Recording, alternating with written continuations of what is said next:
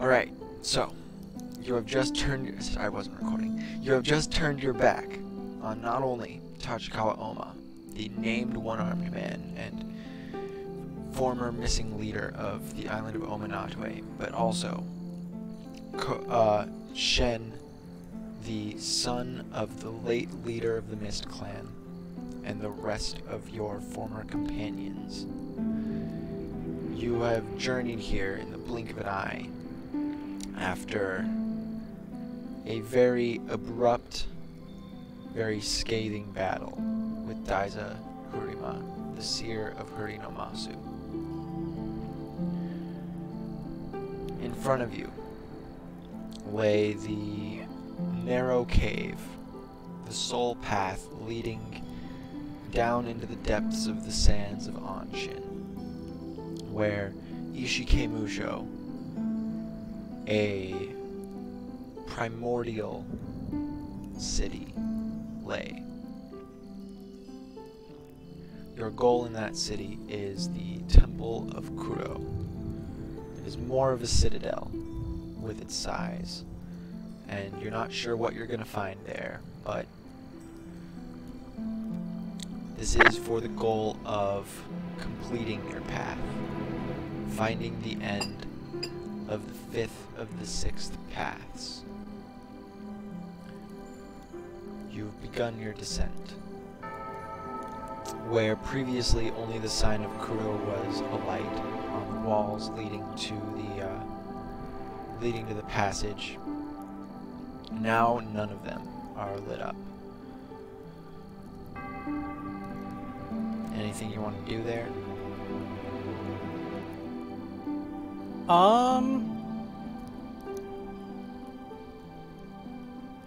Koga's just going to trace his fingers along the carvings in the walls, sort of reminisce a little. But his destination in mind is the altar where he got the glove Zaki. So, as you touch the carvings, the sign for Kuro also fails to light up like it did when you very first touched them, which is peculiar. Roll Arcana.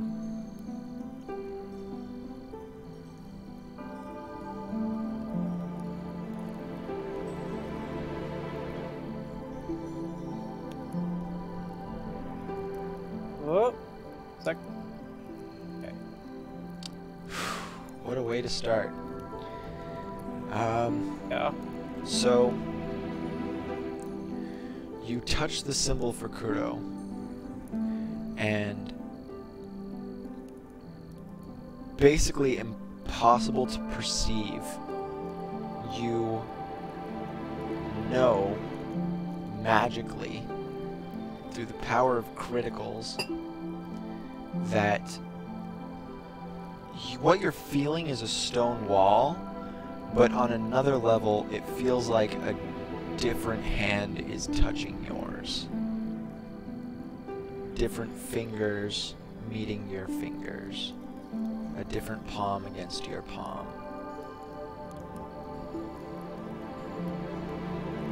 Almost like touching a mirror, but you can't see it.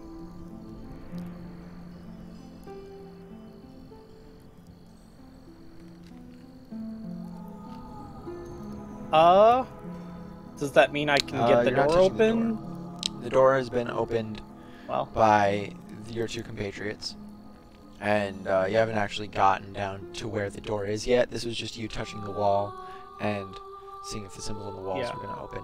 So you take your hand off the wall, you continue down the passageway, and before you get to the depth with which you remember getting to before entering the Temple of Kuro, you come face to face with a collapse. There are a great multitude of boulders and rubble in front of you that seem impassable.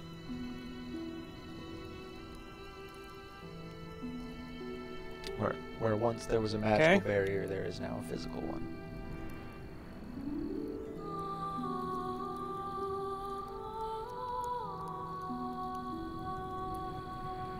Koga's gonna stare at the boulders, and then after a moment of contemplation, he is going to activate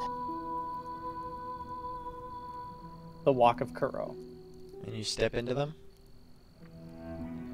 I Alright, so you step into them and your vision goes black. It's active for a minute. How long do you want to spend walking forward?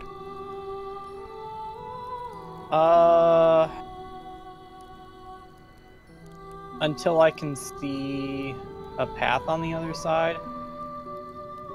You could basically try and walk through them. That if there's more than a minute of walking, then you exit Path of Kuro and die, right? Okay.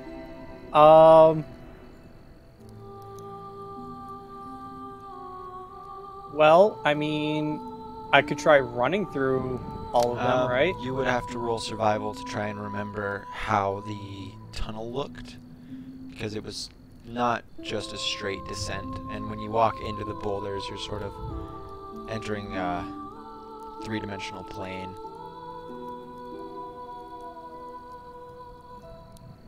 Okay. Well,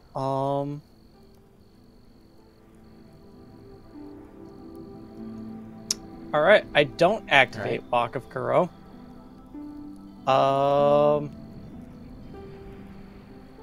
What I do though is I am going to... Yeah, I'm going to examine the structural collapse. An intelligence check.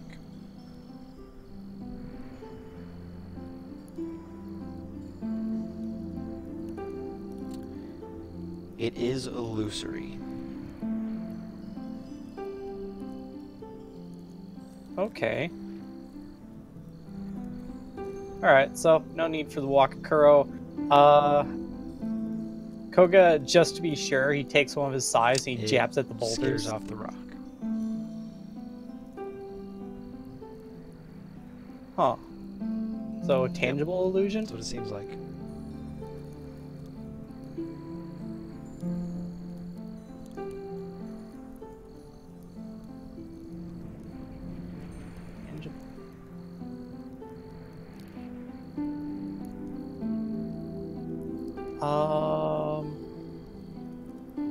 Can I make an Arcana check to try and decipher what source of magic? Your crit from earlier.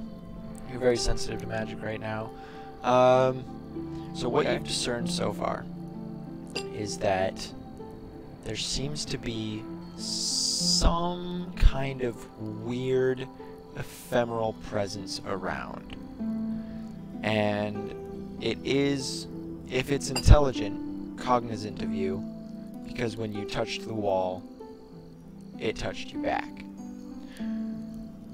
You've also discovered an illusion that is inhibiting your access to the Temple of Kuro.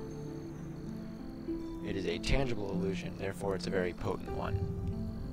Or not a potent one, but it's indicative of a high mastery of that type of Onmyoji. So it seems like there is something else here that knows why you are here.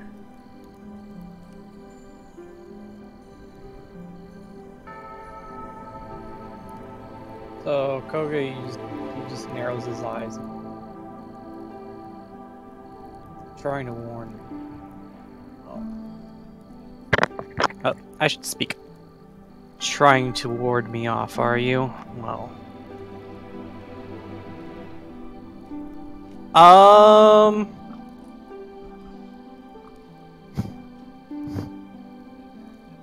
He's gonna backpedal a couple of steps, and then he is going to...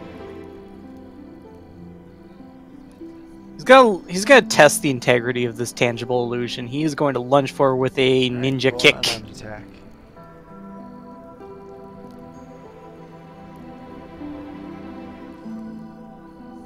As he does this, he says, "Afraid my path is set. Unarmed strike." Roll damage. So you take a few step backs, steps back. You go about 10 paces away from the collection of boulders up the stairs, and you position yourself before you just take a leap and let your forward momentum and gravity carry you the rest of the way down the passage toward the boulders. At the last moment, you spin around and slam your heel into a portion of the boulder that is unevenly jutting out. It breaks it not cleanly off, but it leaves a little crater where that was, and the small portion of the boulder that you kicked with your heel slams against the carved walls of the downward cavern and ricochets off the floor. Not enough to bounce again, but skitters to a halt. So it does seem to be like it is straight rock. You got a good hit on it though. Your heel is throbbing a little bit, but not so much that you take damage.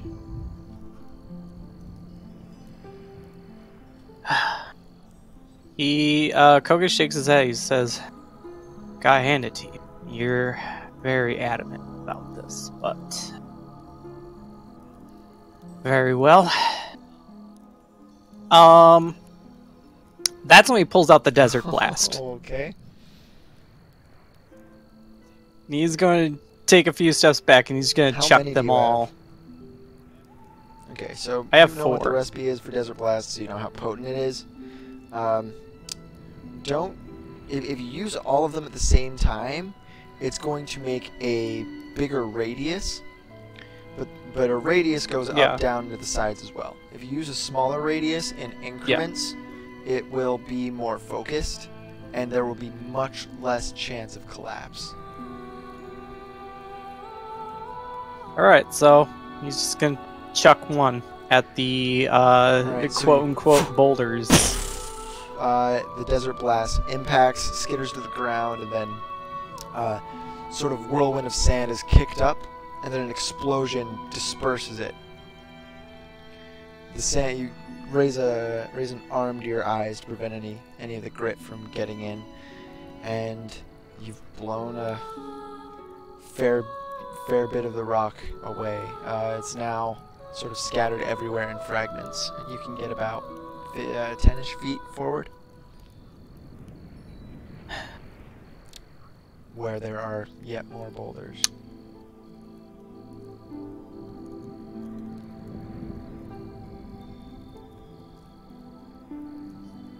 Koga's he's bitterly laughing to himself.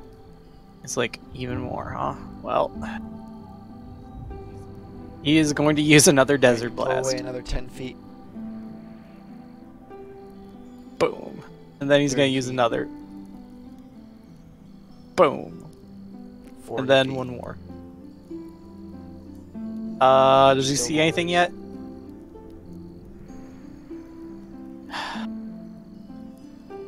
Alright, so he's just going to sigh and just sort of slump in that tunnel next to the crumbling rock. He's going to take a rest.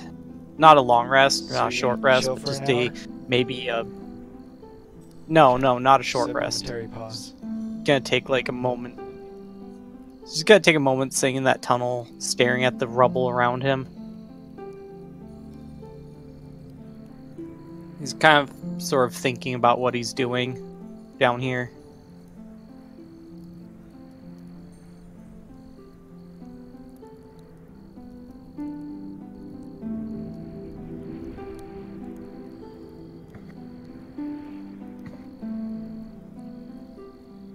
He's just kind of breathing heavily. He's looking haggard. I mean, he hasn't been able to rest well.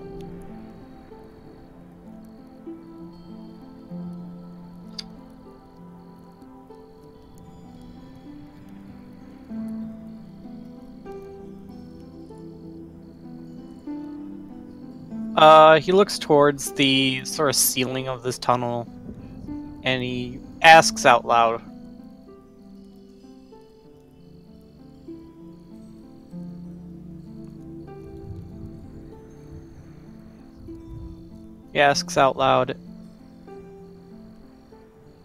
"Why do you keep me out?" There is no response.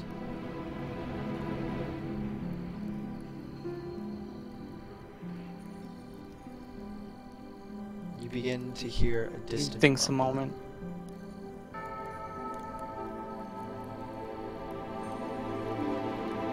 Yeah, so he hangs his head for a moment, then he hears that rumbling, and he quickly puts himself on guard.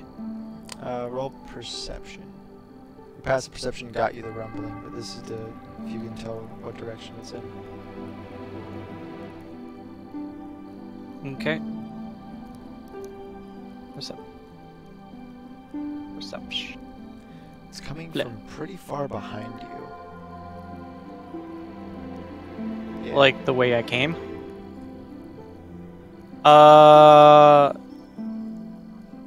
Kogi's gonna rush up So that you, way.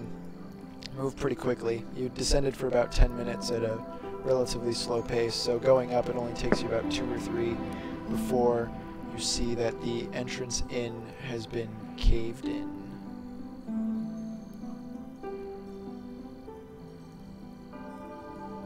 No way forward and no way back.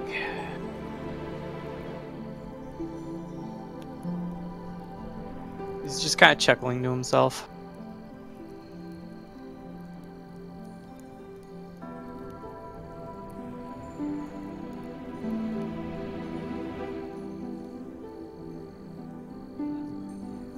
That's where he meets his biggest dilemma, and that's where fluff comes into play.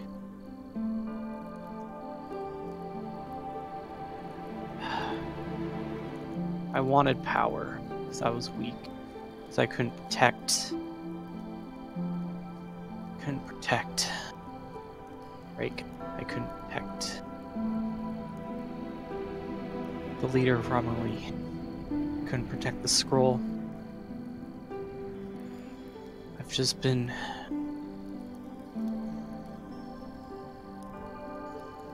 like a leaf. Carried on the winds of fate.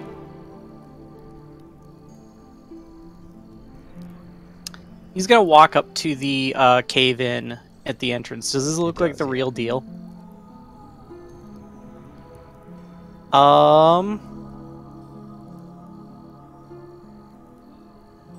About how much of the tunnel looks like it's collapsed. So, given your distance, if you activated the Walk of Kuro and really sprinted, you could probably make it out.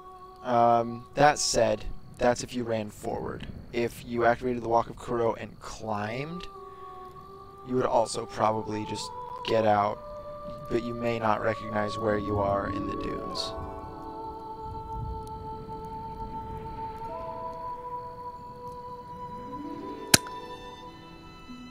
Okay.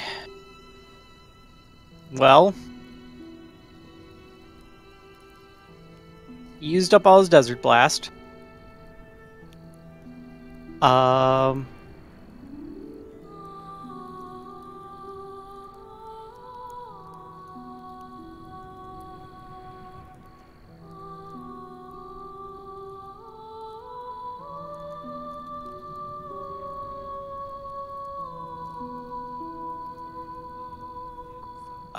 Okay, so he is going to return to the quote-unquote boulders. The questionable ones? Okay. Yeah. And he is going to draw the Spirit Blade. The Spirit Blade is thrumming in the presence of the Shadow Scroll.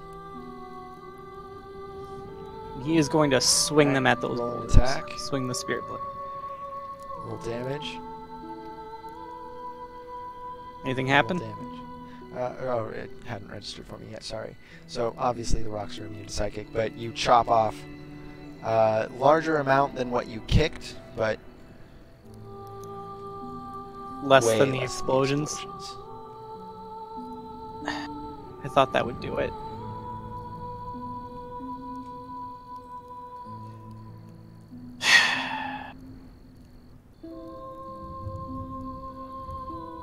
Well, failing that,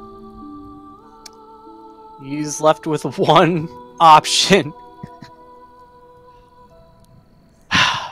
He's gonna sit down and he's gonna take out the scroll. He's gonna try and contact. Not Izanami. Tachikawa. Tachikawa. Alright, so you take out your one expendable scroll, and something is stopping it from working.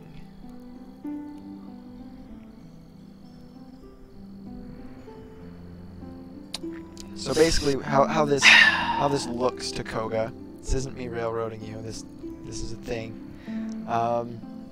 You take out the scroll, and ordinarily there would be pretty decisively scrawled out calligraphy for what it does.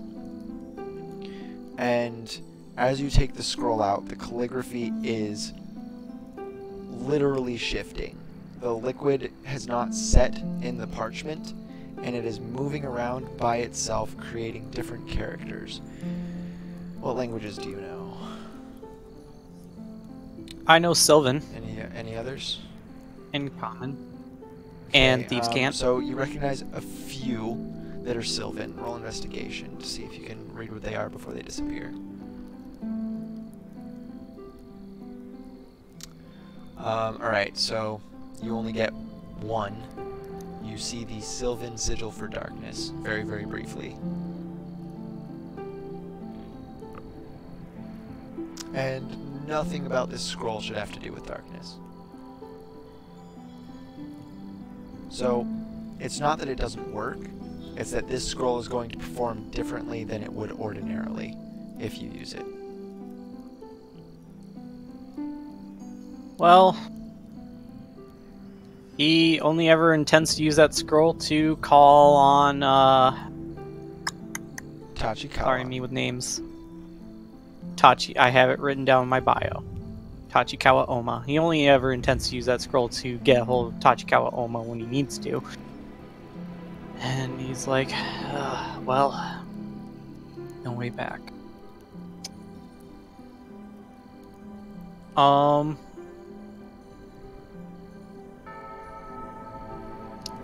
He's used up his Desert Blast. He has 10 iron shells and 6 firecrackers left.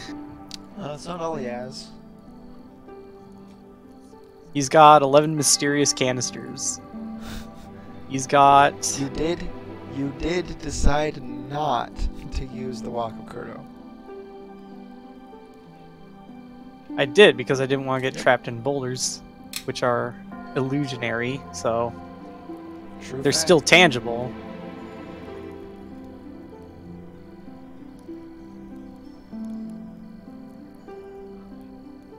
Alright. He is going to pull out Whisper. And you pull out Whisper, and you He look is at going... it. Very briefly, the face of the blacksmith that sent you out to look for the blueprints appears in your mind. And you remember the very first cave where you went down and saw the Hino Enma that was very much planning on murdering you, but was warded off by the presence of Isuru.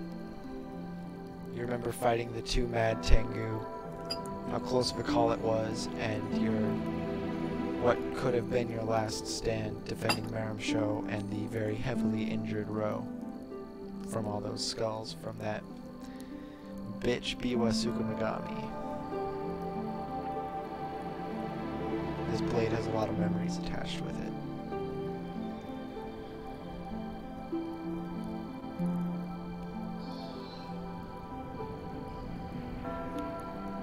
He is going to hold the blade up With which arm? to his neck.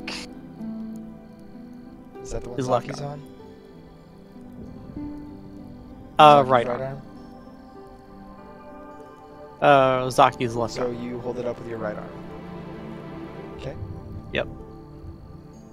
And he says, Hikari. Alright, the light turns on. And it should splash onto the beads he's wearing. Oh, and it does! And you turn into the Otakamaru. Roll a wisdom save. So he lets out an angry roar. I need to make a wisdom save now. You do I fail failed the the wisdom wisdom save, so save. you make attacks against the rock wall, which I'm pretty sure you're going to do anyways. So go ahead and Yep. roll your full multi-attack with the Otakamaru. Roar. Otaka. Cheat. What is the Otakamaru's perception? Claws. Normal roll. Claws. Normal. Dachi. Normal. Alright, so you transform, and you immediately, before your Odachi even appears in your hands, just start clawing at the walls. Flaming, singed scrapes just tear out chunks of rock, and then after you have a rudimentary X, you take a step back, unsheath your Odachi, and drive a thrust forward with your full body's weight, and it buries itself about 1.5 feet into the rock. You then take your entire arm and slam it at the elbow into the handle of the Odachi, and it wrenches to the side, sending off, dislodging some very large chunks from the rock it was thrust into. But you also hear the blade crack.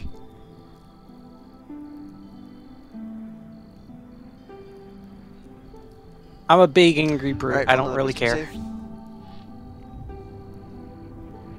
Save. Saving throws. Alright, so this time you willfully reach, you pull the Odachi out, and the last 2.5 feet of it have broken off and are lodged in the hole. You reach your right hand forward, grab the blade, and wrench it out. You bleed a little bit. Take 4 slashing damage. And then you, this time make 1 claw attack and 2 Odachi attacks. Okay. Normal. Jeez. Attack. Attack. Alright, so, you put the Odachi's handle in your mouth, and with your left hand, drive 4 fingers into the hole that you created with the thrust, and getting about up to your elbow, you just pull out more massive chunks of stone. And then you take the Odachi out of your mouth and slice twice into the rock. It's coming out, but you're not making much ground. You've gotten about 2 feet in. So 42 total.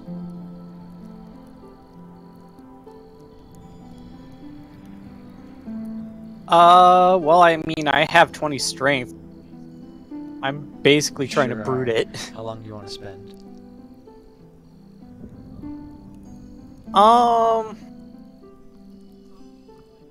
Probably until I gain a level of So exhaustion. after about an hour, you've gotten another, I'm going to say 45 feet into the wall, and your arms are haggard and scarred and bleeding, and your Odachi is probably lying about 20 feet back, just shattered into unusable pieces.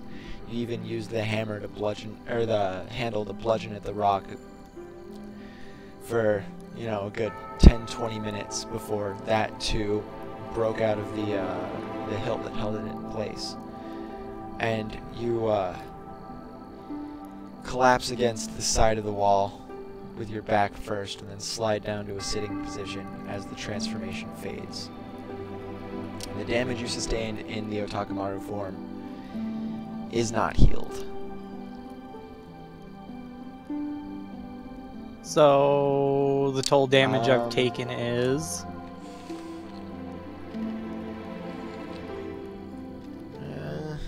won't be much. 7.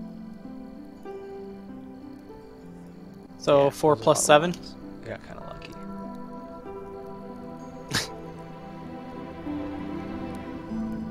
4 plus 7. 11.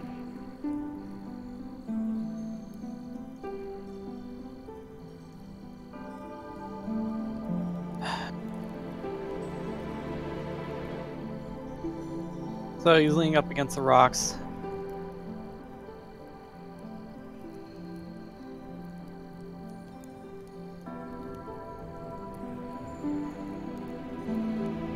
He's breathing really heavily. Suffering a level of exhaustion, I'm guessing.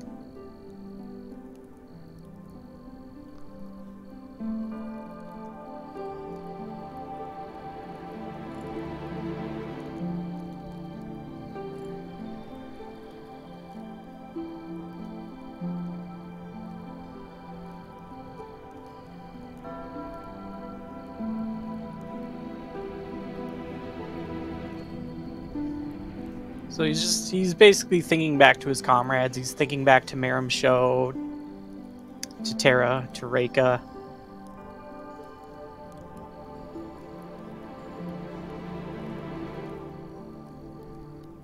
So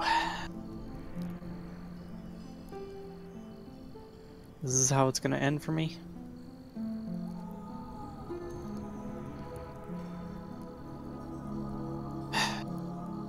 Kind of glancing at the torn out rock wall behind him and wondering how much left further he would have to go.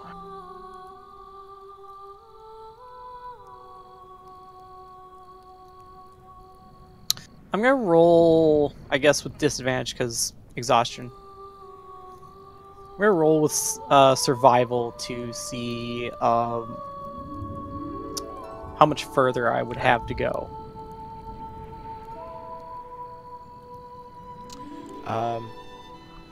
From what you remember, it took about an hour to get all the way down to the entrance of the ruins. And so if you spent about 10 minutes walking down before you got to the wall, there's still quite a hefty jog in front of you. Also with an 8 in survival, there is technically a limited amount of oxygen since the chamber's now closed off. Yeah. Koga figures that.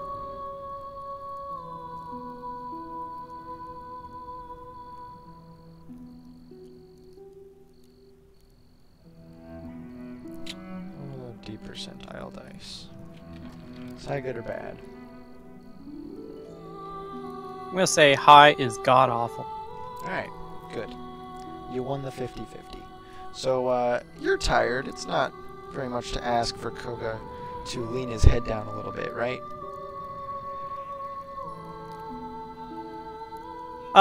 He can't really find it in himself to stand up right now. Like, great. Spiritually and physically, he's so Koga, pretty... having collapsed with his back against the rock wall that he was just hammering at for an hour, lets his head droop just a little bit, and his gaze falls into his lap. Upon his knees are his forearms resting palm up. And you see a glint to Zaki that is not normal. And out of the corner of your eye, the right side of the tunnel seems very strange.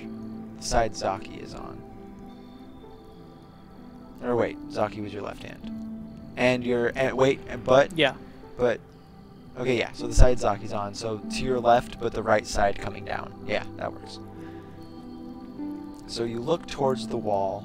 Right. And it looks like a rock wall. But after you let your eyesight relax a little bit, as the darkness settles and the confined, sort of claustrophobic space is eased away from your nerves, you see what appears to be a very, very dim reflection of the tunnel you're in. Except in the reflection, the boulders at your back are not there.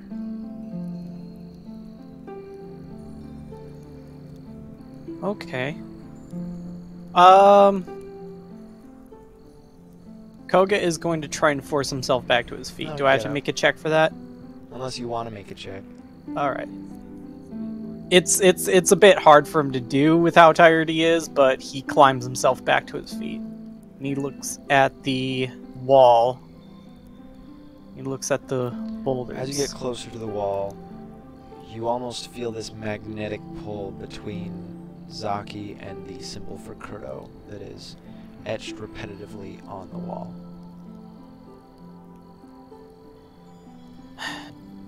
I've been a fool. Koga sort of chuckles at himself. Nothing to be gained by charging down the wrong path, after all.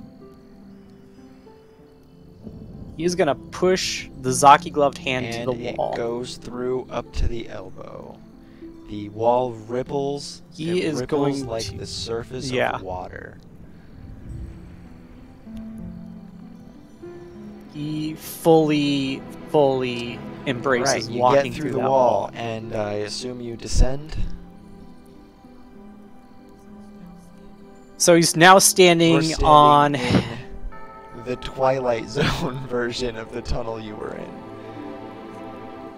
basically he's standing in the Shadow Realm so version. you're in this alternate tunnel, and you can still see, so turning around, it shimmered as you walked through it, but now turning around, that entire side of the wall looks like the surface of water, and the real world past it looks very murky and indistinct, and it's hard for you to pick out details, and you almost feel like you're moving through a viscous fluid, but it's going at the same speed, and on some strange level it feels psychologically easy. It feels natural. Feels less burdensome. Koga, he fixes his eyes on the tunnel ahead of him and he says, all the way down. And he... Alright, so as you descend, the I'll call it the Nega tunnel, the real world tunnel, it continues the Bizarro down tunnel with you, and you see the initial ruins that you had entered. You see the collapsed pillars and the rubble that nearly blocked off the entrance to the Temple of Kuro. And you look in front of you at the version of the temple in this world, and it's different. It's not the same temple. The door is smaller, less grandiose. The symbol that you had to touch in order to open the door, it's not there. It's just an open space. And as you step in, the view of the other tunnel disappears. Now that you are in this Temple of Kuro, this temple is all that there is. You'll have to go back into the tunnel if you want to leave.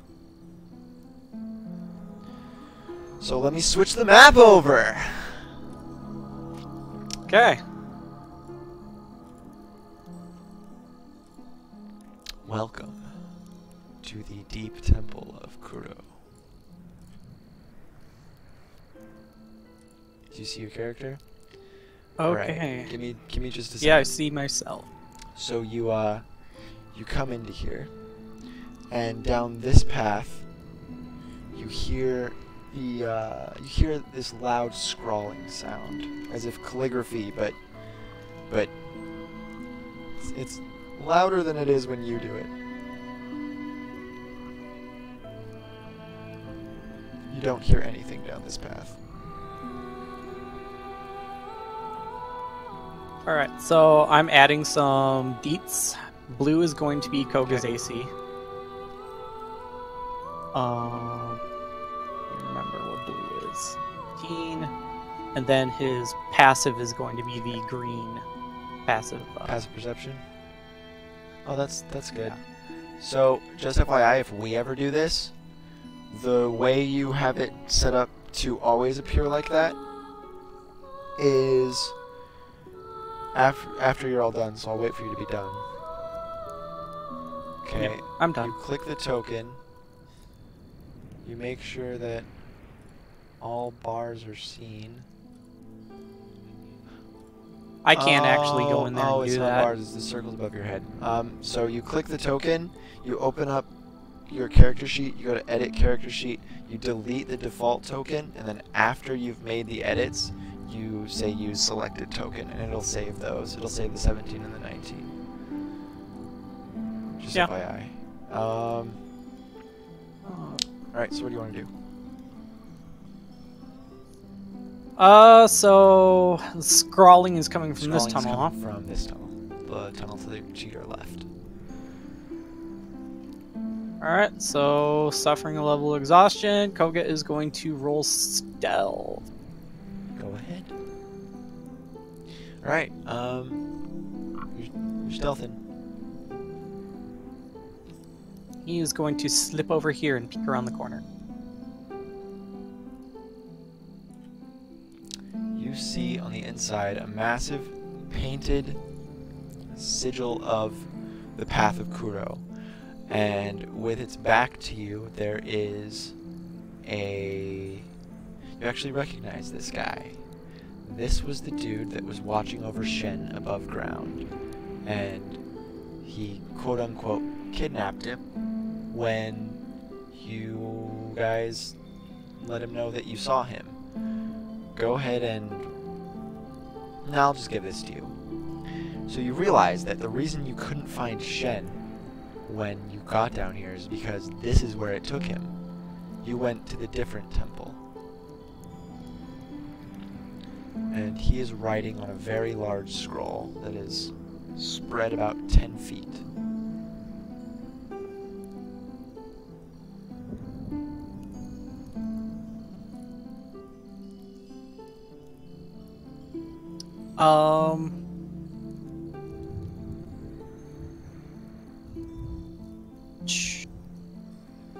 What would I have to roll to see whether this guy would be hostile to nature?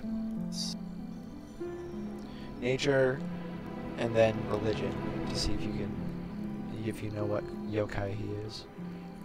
Alright, so all you know about him is that he is a yokai that is on the Path of Kuro. And the Path of Kuro with nature is going to be what you're analyzing, because that's going to be the most relevant information. The Path of Kuro is not a path of combat. It is a very docile path. It is a very peaceful path. It is the path of the yokai that...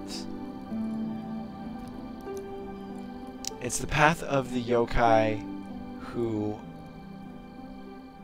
do well by themselves, in solitude, in mindedness, in self-reflection. The Path of Kuro is one of tranquility. And it lacks the vibrancy that the Path of Seishin has.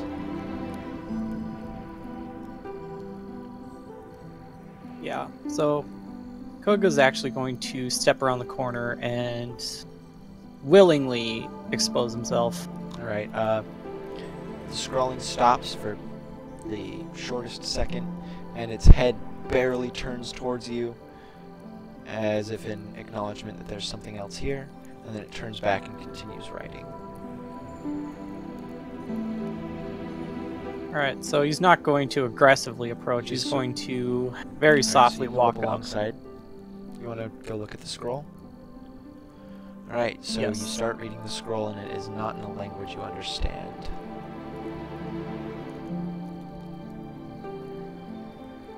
Now that you're closer, you hear a very, very low pitch, very low volume speech coming from this yokai, and it is also in a language you don't understand. It seems like it's sort of chanting to itself, or having a conversation with itself. Something. There's no real pauses between sentences. It's more of this constant drone. Like a mantra? Like a mantra.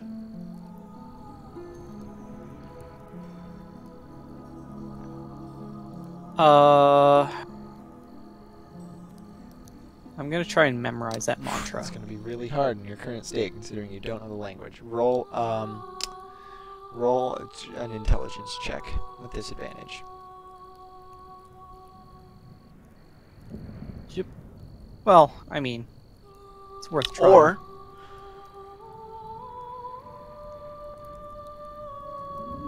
Or no, that wouldn't really work.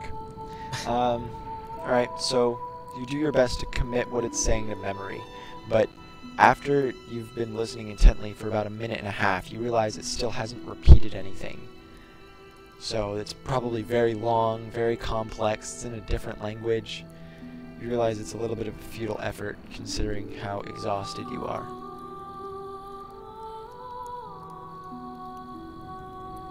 Well, he's not much one for conversation. Koga kind of understands that, now that he knows a little bit more about the path.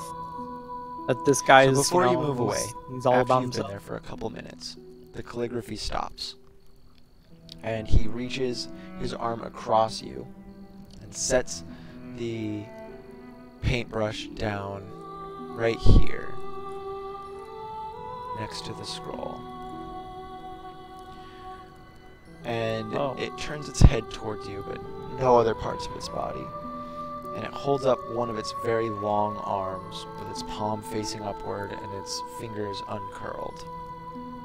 It then moves its gaze from you to its palm, and a white sphere slowly manifests, hovering above it.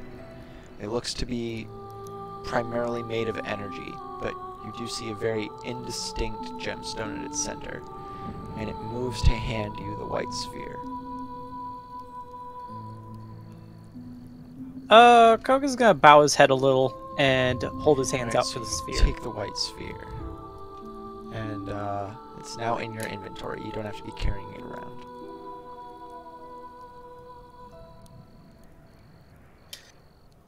I don't really know how to thank this guy in his own language. You bow. Alright, that's I do how bow. You thank people. Alright, move. Move, men, move. Alright, so he's gonna move around to here. Okay, reroll stealth. Yes. Go ahead. Yep. Alright. Flip. This room seems to be empty, and it leads into a larger chamber that you only see a little bit of. I'm gonna examine the symbols these are on the floor all here. just simple paintings of the symbol of the Path of Kuro. They don't have any innate No, properties it's or just black anything? paint. Some of it's chipped in places, it's very aged. It looks like there's multiple coats, as if as they fade with the erosion of time, somebody goes back and paints over them. Okay. Alright, so you get Gonna into move the into bigger here. room. And sorry, I let go too soon. See more paths. You hear the thrum of flowing energy in here. You also hear the same thrum of flowing energy down here, but it's fainter. Okay. So Koga's thinking to himself at this point, kind of reflecting on how he tried to brute force the tunnel before he realized that the true way down was to embrace the path. He's kind of wondering if he's weak because he hasn't fully embraced its teachings yet. r/blunder years.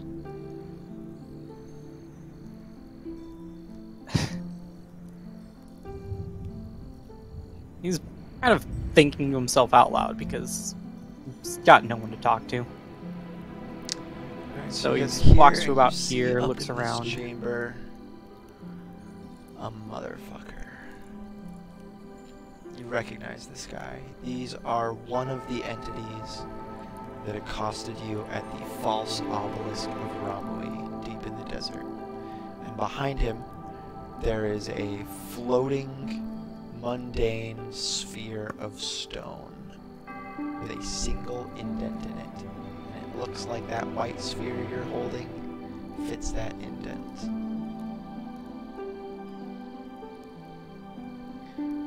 The creature has seen you, and as you lock eyes with it, it takes a slight bow and unsheaths its weapon.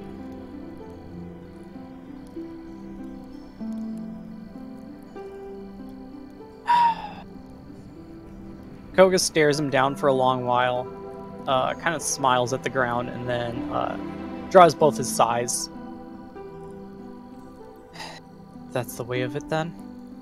So don't roll initiative, because I'm just going to say the one who initiates combat, which is going to be you because he's letting you, is going to go first. And then you'll alternate. Alright, so what he is going to do is he is going to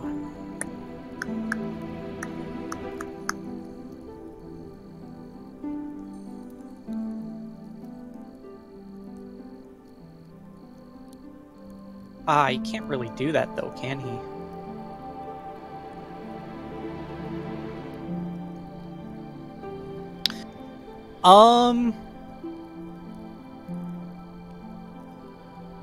But what he can do, hold on.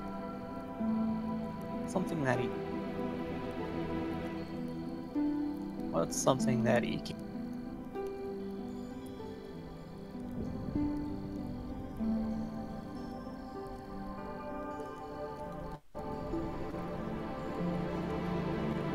You do remember that these guys are, they don't do well with radiant damage.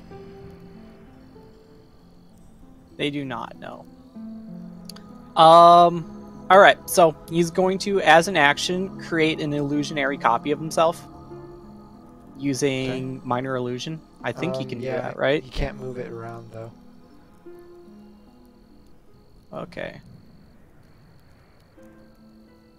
Create sound and last for the duration. I'll put, Toga of the Mist. Over the bad guy, or the copy. Toga of the Mist. So he makes a hand sign and just like it appears next to him. As a bonus action. Oh, that's true. Are you taller than 5 feet? Is its maximum feet 5 feet? Oh my god. Rip. Reka, right now, I'm glad you died. He is... Yeah, he's 5'6". Rip. Okay.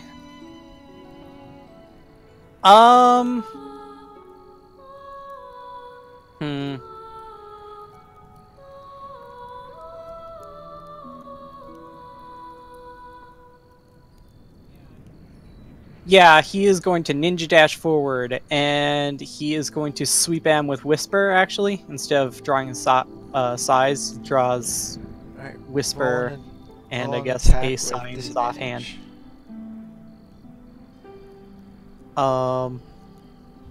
As a bonus action, he's going to patient defense.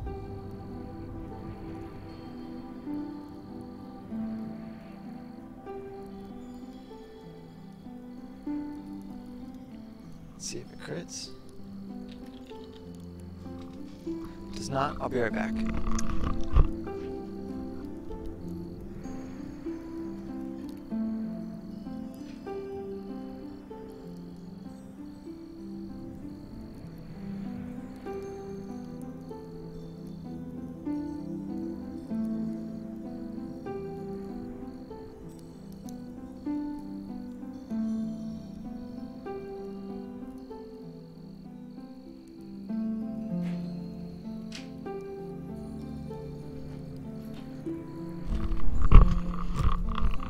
And we back. So, you go in for an attack, and you lunge first with your sai. You exchange about 3 or 4 attacks, but that it definitely parries all of them. You don't manage to get through its defense, even though your largest feint was attempting to get under his guard with Whisper. Now it's its turn, and after a very brief pause, it slashes 3 times in rapid succession with disadvantage. 22. Oh yeah, gonna hit. 18. And then... That's not gonna hit. So he slashes. The first one catches you by surprise. You take 16 necrotic damage. And 4 of that is subtracted from your max health. And then the second attack, as he levels for a thrust, he pulls it back and then lunges for you, and you manage to get your sai up. You lock its blade between the blade of the sai and the guard, and then you shove it to the side. But a phantom version of the thrust hits you in the chest and travels through. You take the 7 necrotic damage of the phantom hit. It doesn't deal any more max health damage, though. It is your turn. So it's my turn again? Alright, so I am going to use his...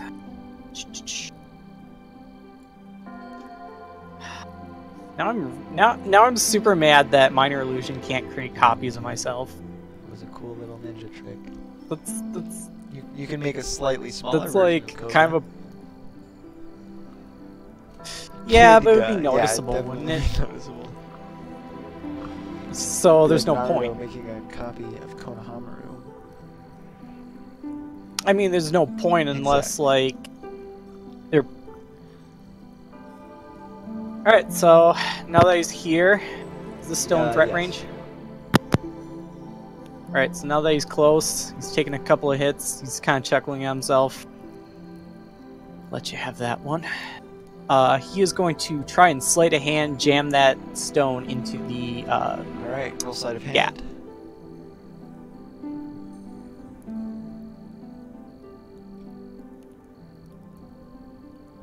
So you move to the side, and you go for a lunge with your sai.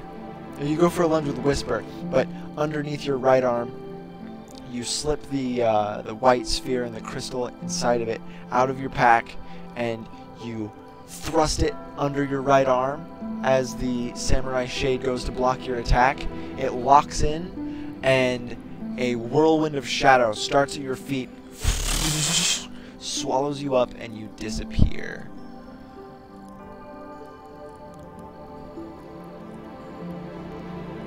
And you reappear.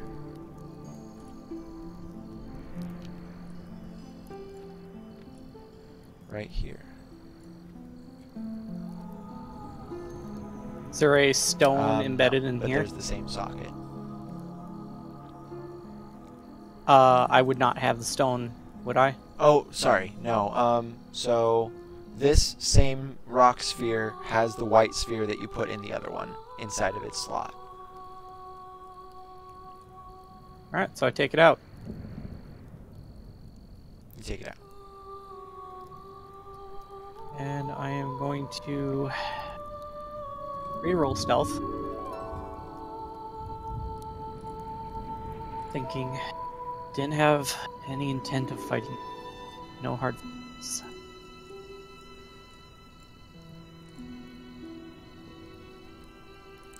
Right, and you see Rerolling stealth. a dead end with a skeleton.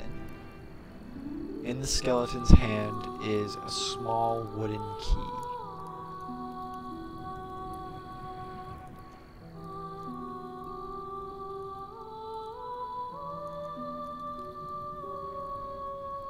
Oh, that would have been a crit. Alright, so kneel down, inspect the skeleton, The pick up the wooden key. has been dead for centuries. You pick up the small wooden key it was holding.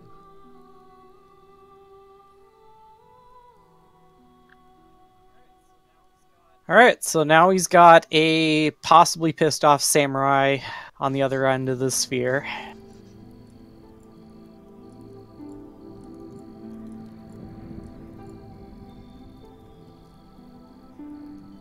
What is he gonna do? They're probably alert, but he is going to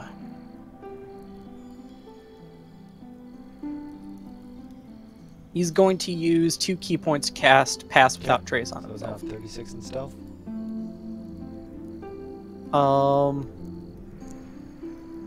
Then he is going to use the Alright, stone this time again. the whirlwind manifests above your head, swallows you up. You are plunged into complete darkness before reappearing behind the sphere you touched originally. And facing into the chamber is the Samurai Shade that you evaded. But his sword is not at the ready. He is sitting down cross-legged with his sword across his knees.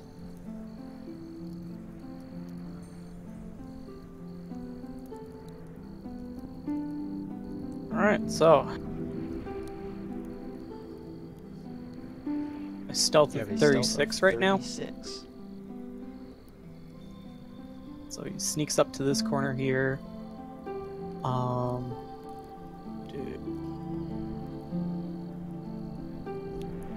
Kind of knows that the damage he took was necrotic. So, just to be safe, he is going to use an action to cast Shadow Flesh on himself.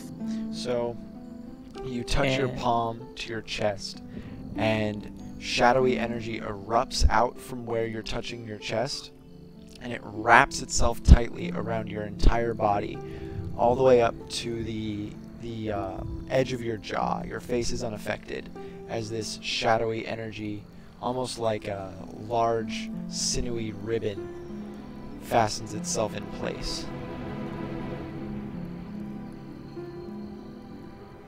Alright, and then with that, he is going to poof around this corner and kite the outside edge of the room, sticking to the shadows.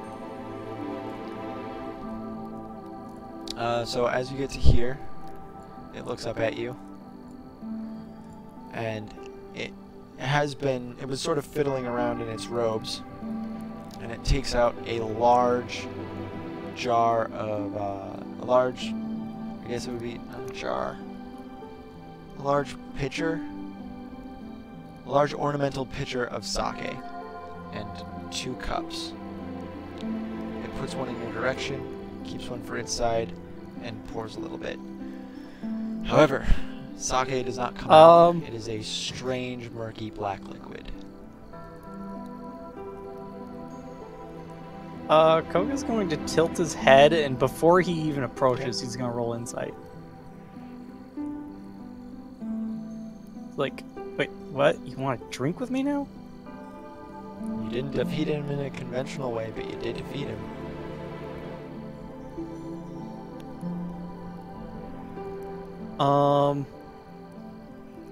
Gonna look at the wall that he's been kiting. Gonna kind of consider. He's going to cautiously approach. Alright, so you go and you sit down. His behavior doesn't seem to change. He is being very conservative with his drinking. He's barely taking sips. Yeah, so Koga's gonna sit down, he's gonna take up the cup that was offered, he's gonna peer into the Looks like contents. A black, unrecognized liquid. What is this coffee? What is this? What? No. What is... I was making a joke. What is coffee?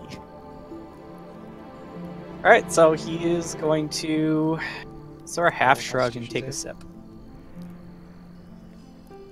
Just a sip.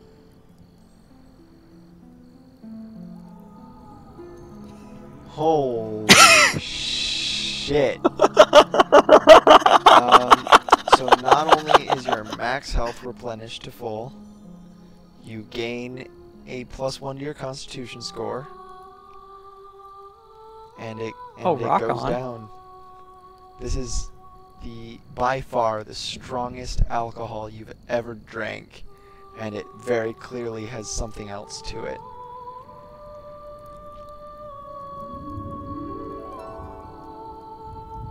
Holy shit. All the way up to 68? Did your Constitution score just go up to 18? Was it 17? Yes. Alright, you gain It was 7 17, max now it's health because that affects all of your previous level ups too. So you're at 75 now.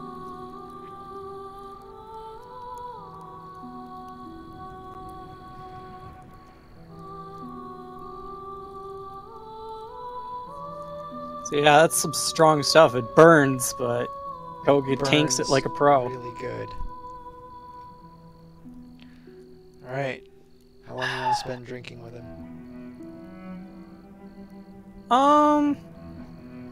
Probably a short rest worth of drinking.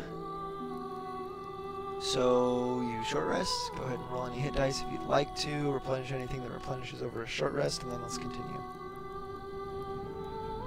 Well, didn't that drink replenish my health, or It did it just just replenished your replenish my max max? health. You were at Oops. 41. So where was it? Okay, good. It's really Yeah, nice I'm when gonna- I have the numbers in front of me. Because I'll be able to remember stuff like that for you. 1 hit dice. 2 hit dice. Hello, Evie. A 2 hit dice. And then 1 more hit dice, I guess. Alright, you heal for 19.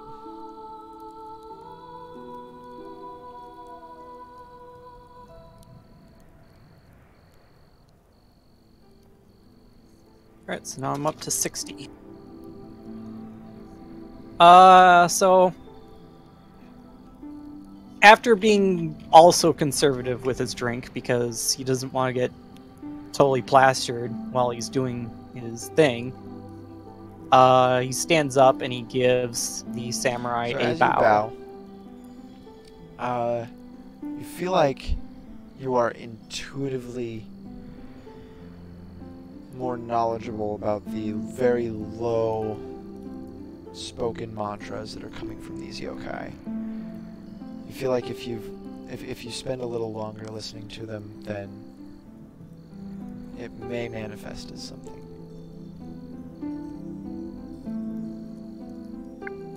Anyways, so where do you go? He is going to sneakily... Am I Yeah, still that's exhausted? a long rest, unfortunately. Yep. He is going to peek down here. Roll stealth.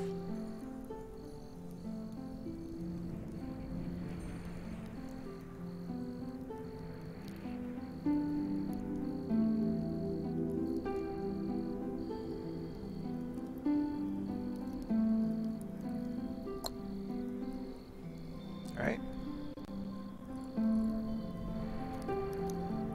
Whoop.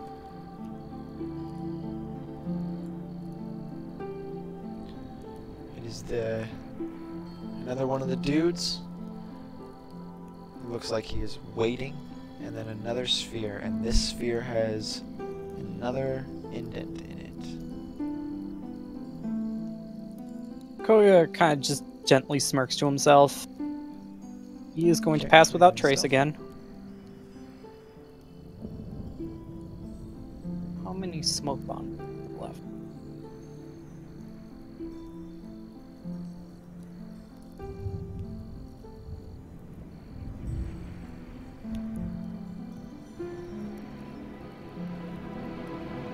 Yep. Alright.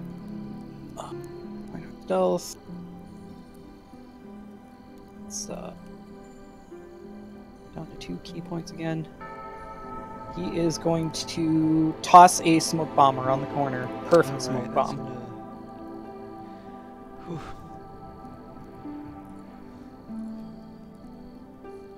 And he is Gonna going make to it slip into blue. here and... Okay.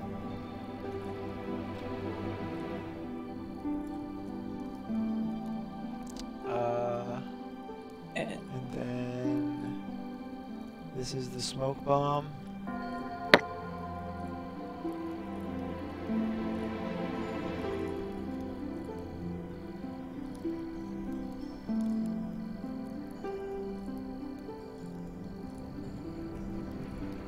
So it completely obfuscates the entire area. And then you run in. so, yeah, so I sneakily pass into the smoke, look around, and Hold on.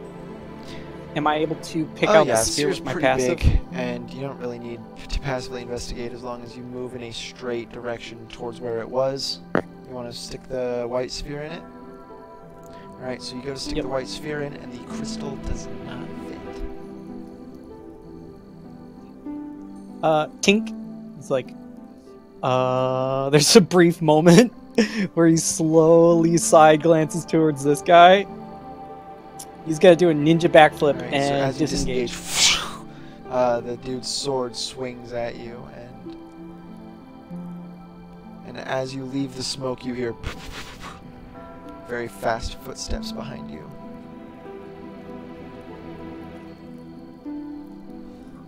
Koga's going to leave a less than 5 foot. Well, he's going to push the limit of it, but he's going to make a 5-foot copy of himself in a defensive stance right here as he tries to sleepily kite the wall. Okay.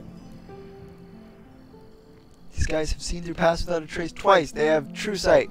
He runs straight through your copy and makes another couple attacks. Hiya. And this time they don't have disadvantage. 20. 22. So. I mean, I say it disengages That's an right. action.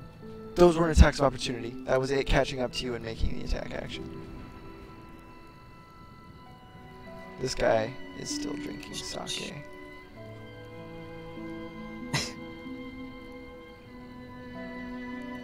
How long does the shadow flesh last? Says that shadow flesh lasts for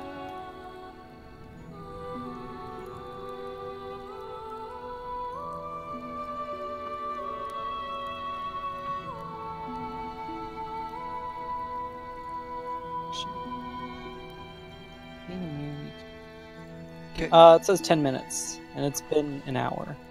So you take 23 necrotic damage. Well, see, I'm dual wielding, so my AC is effectively 20.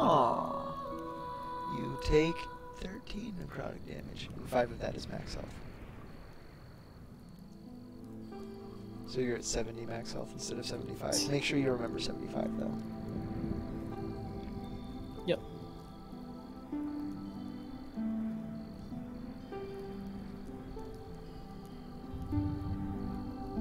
So he was able to true sight through the smoke bomb, huh?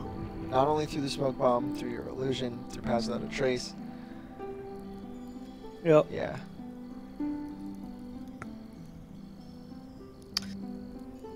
Alright. Makes sneaking by these guys exceptionally That's hard. why this guy acknowledged that you outplayed him, because you managed to do it. He's like, well, shit. What a guy. What a dude. So what do you do? Alright, well, first I'm subtracting 13 necrotic from my 60. Now down to 50, down to 47. So yeah, Koga's like shit as like his illusion just gets cut right through and like that hits him as well. So he reels from the damage. He's like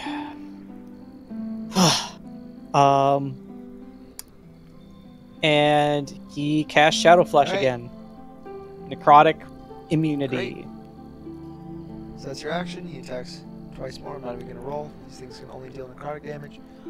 So the same sinewy ribbons of shadow energy tightly bind around your arms, legs, and torso all the way up to the line of your jaw. And as this thing's shadow blade comes into contact with them, it's repulsed backwards.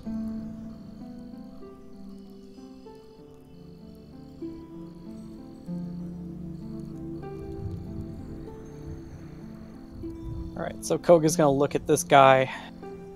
Is he able to gauge any sort of expression when he gets his attack repelled? This thing can't really make an expression. It has a blank, shadowy face with no features other than glowing, iridescent eyes that are white. Alright, well, either way, Koga's going to wag his finger. He's just going to walk this way. Another couple of attacks against you. Fa-ching, fa-ching! And they don't seem to work. He looks at his weapon as you just sort of leave. Come over here. Start drinking with this fella. He's like, well, welp. And in here, you see what you knew to be touching your hand back in the tunnel. You see a shadow of yourself.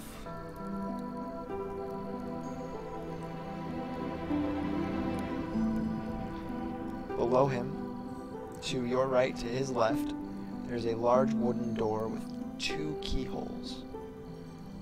To his right, there is a simple upward staircase.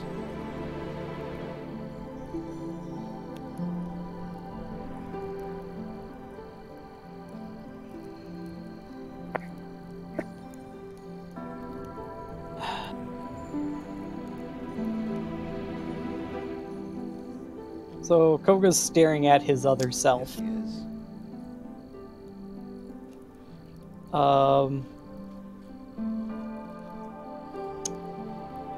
He does a bayonet. No, he doesn't do a bayonet of pose off.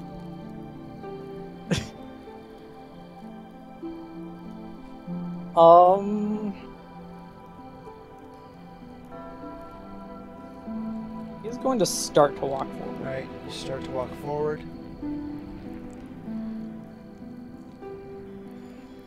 And he starts to walk forward. At the same pace? Yes, seems to be mimicking you.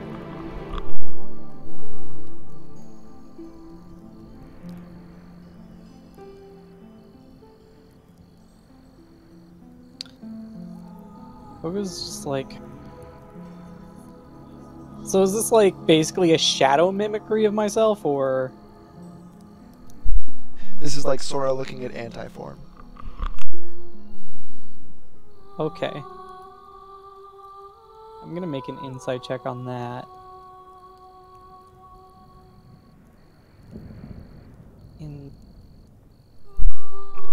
So, you just sort of examine it for a while, unmoving, and you realize that it has the same wounds that you suffered just now.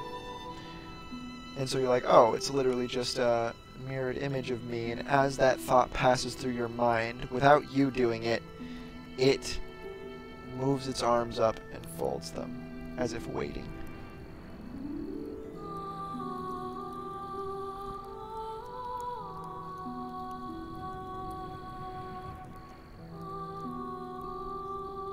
So Koga stares down this copy of himself and says, "You truly are me, and you know what we both have suffered. You know that we will lose much more." It shakes its head.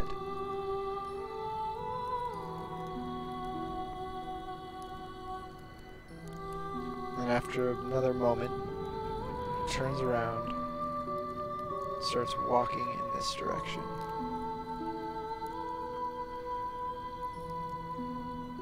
I had to follow you then. It does not acknowledge that you spoke. Well, Koga's just gonna follow anyway. Alright. Spend a bit revealing this without spoiling anything.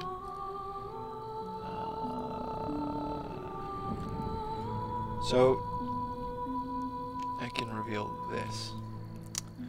And this. So it leads you up to a room. I guess I'll just... Tiny spoiler. You probably can't even tell what that is. It leads you up to a room, and it puts its back against the wall with its arms folded. And right here, you see, next to a tiny little piece of china, you see Raikiri lying on the ground.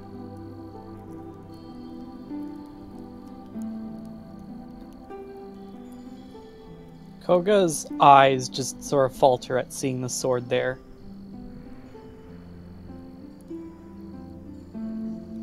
His breath kind of goes ragged.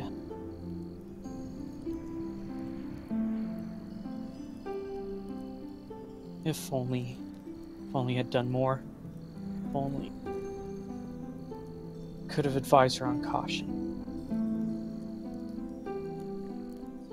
He gets to about here and he just sort of slumps to his knees and stares at the sword. The piece of china trembles, shakes back and forth a little bit, and then from underneath it up pops a kodama.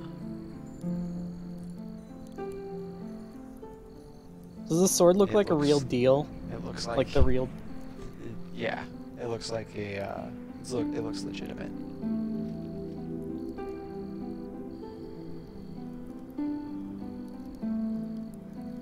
I'm gonna make an investigation anyway.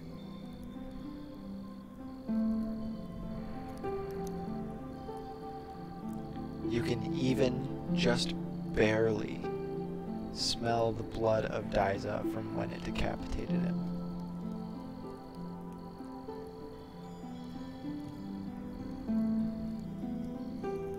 So he's gonna slowly reach out to the sword. You gonna take it? Yeah, he's gonna pick it up. So you pick up the sword, and you now have Raikiri. He's gonna kind of slump up against the wall, cradling the sword in his arms, just sort of staring into his lap. The Kodama comes over and puts a reassuring hand on your knee. It's just this little green dude with no features other than white eyes and a teacup on its head. Just giving you a little pat. It's gonna give you a blessing.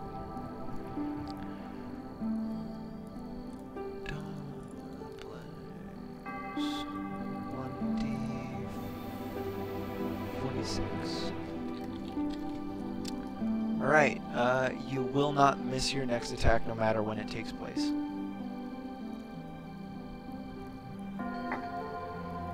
Alright, so I have to make that count.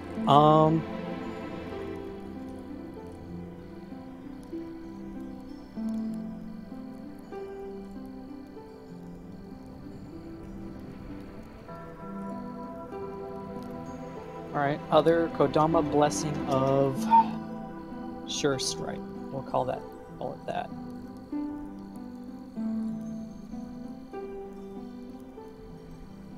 Will not miss your next attack. Take. So do you want to continue? The sword, or no, this feature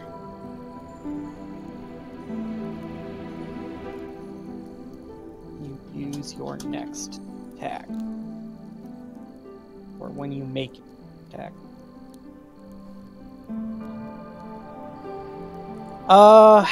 So Koga is going to stare over this way. Alright, so at the spoiler blank. This is a sheer wall. Okay. Down there is also a sheer wall. This is all that's in this room.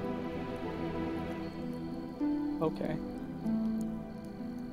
So he's cradling Raikiri in his arm. I'm going to add that to my inventory.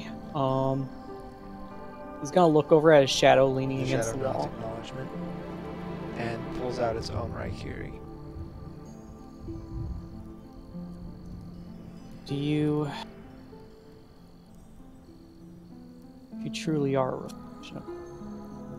Then I ask you, do you think the others are alive? It looks towards here and points the sword. And then sheaths it.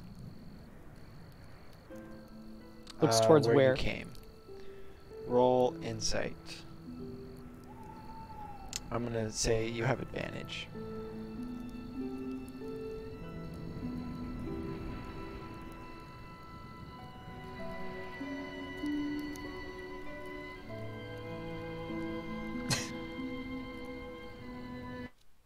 It seems what it meant was their fate is not something that is in your control.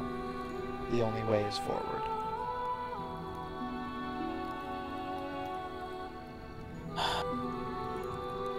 So Koga's hands are kind of trembling. He's tired, he's haggard, a little bit drunk. Just a little bit. But he does stand up, holding Raikiri in his hand. Then, for those that can still save. So you stand up, and the Kodama climbs up your leg, sits on your shoulder. He's going with you.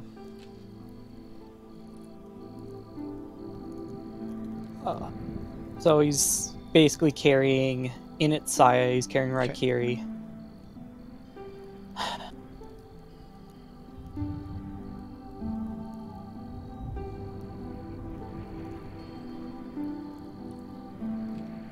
The more I fall, the more people die.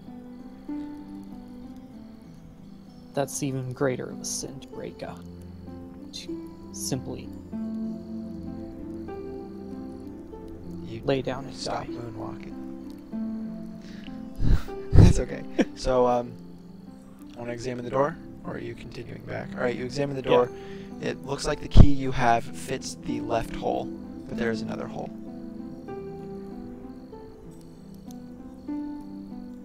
Yeah. Koga is going to... Yeah, he's actually going to make an insight on that. I'll let the 22 carry over. 2 keys, 2 keyholes, 2 spheres. 2 Kogas. Where'd you get the first sphere? Yep. From this guy. So you make your way back.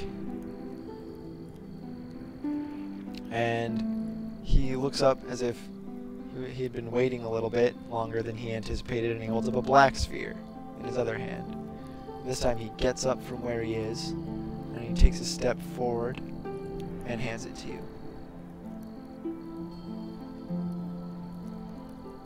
Koga, with a little bit more determination and fire, you know, a little bit more fire in his gut than before, nods firmly and takes the black sphere. Right, you take the black sphere, and you take it to here, and you voop, and I'm just going to reveal everywhere except the spoiler place, and you voop to here, and around the corner you see another skeleton with another key.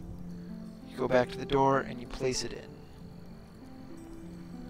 Okay, the chink. So you hear the very faint, very soft flowing of water. And as you step into this room, there's a little bit of grass growing on the floor, with a very large pool. The pool has what looks to be regular water, but instead of a bottom, there's a murky blackness.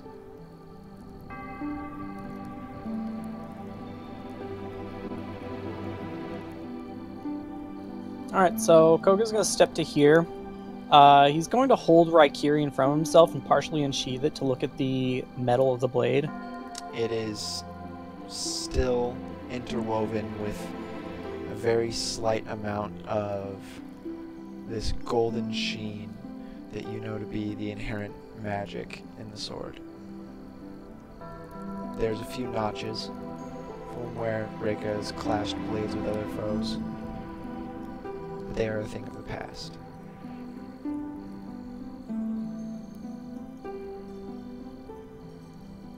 He's mostly looking at kind of the gleam of the metal and the reflection of it. Well, shall we go all the way then?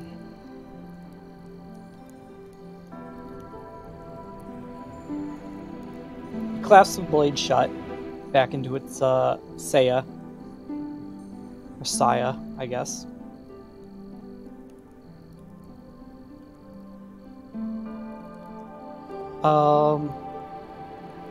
With that, he's going to step forward and just drop into the Right, pool. so the first step you take in, your foot gets about 6 inches. The second step goes a little deeper. You sink gradually, and you finally submerge completely right here. And you fully unlock the path of Kuro. You have gained the reflection feat. I'll just read over it for you. Reflection. Zaki becomes a +3 magic weapon. Upon activating the Walk of Kuro, or as a bonus action during its duration, you may designate a shadow. This shadow manifests into your likeness and operates independently on its own initiative, but will also follow basic verbal instruction outside of combat. Reflection ends at the same time the Walk of Kuro does. While Reflection is active, you and your shadow can only be told apart by creatures that succeed on an investigation check against 8 plus Wisdom plus your proficiency bonus, and you gain the following abilities. As a bonus action, you may swap positions with your shadow. As a reaction, you may cause your shadow to take damage instead of you, or choose to take damage instead of your shadow. You cannot perceive the world through your shadow's senses.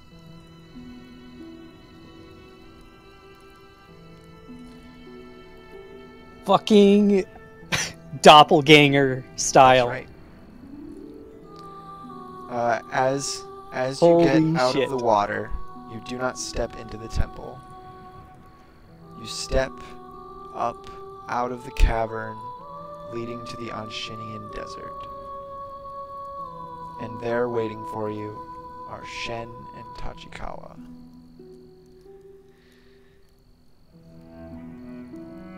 It is there that we're going to see if Karo is back.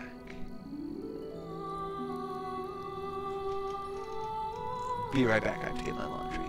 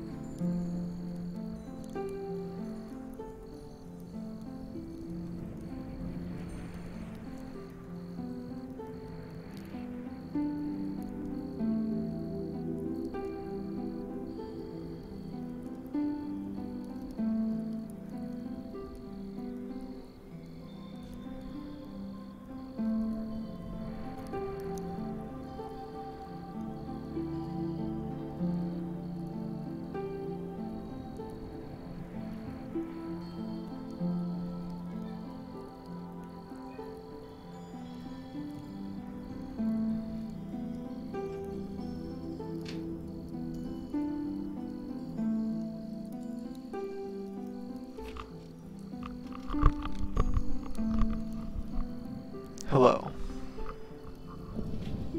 I have returned.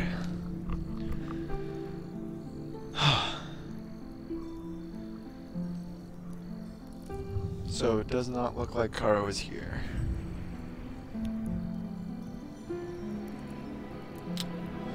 But you know who is here?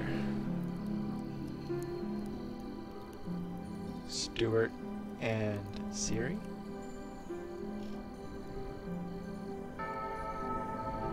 Yeah, hello.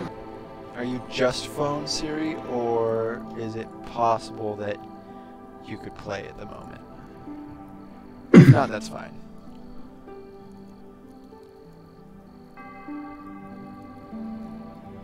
You're muted, by the way.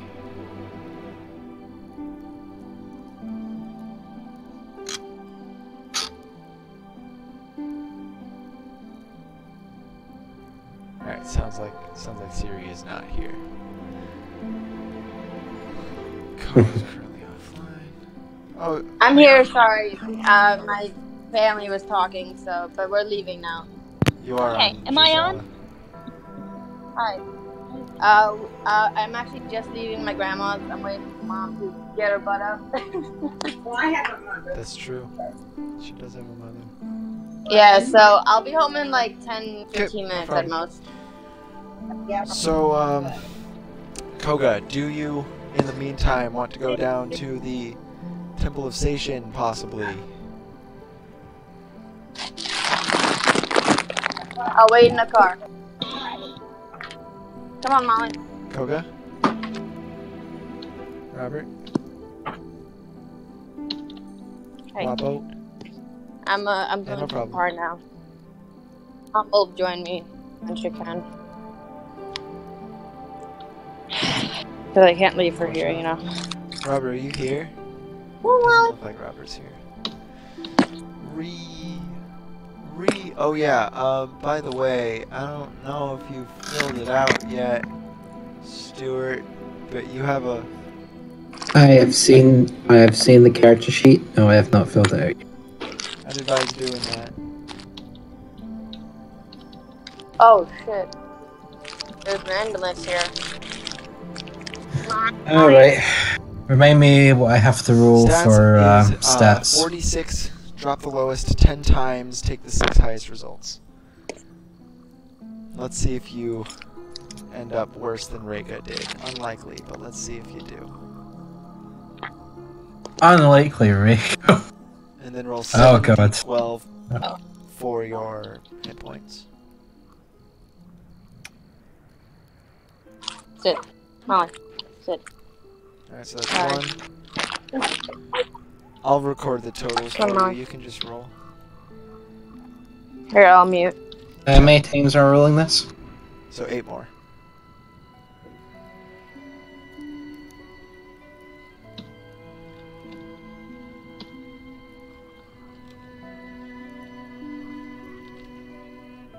Oh, Christ. I'm liking some of those. Alright, so hold up.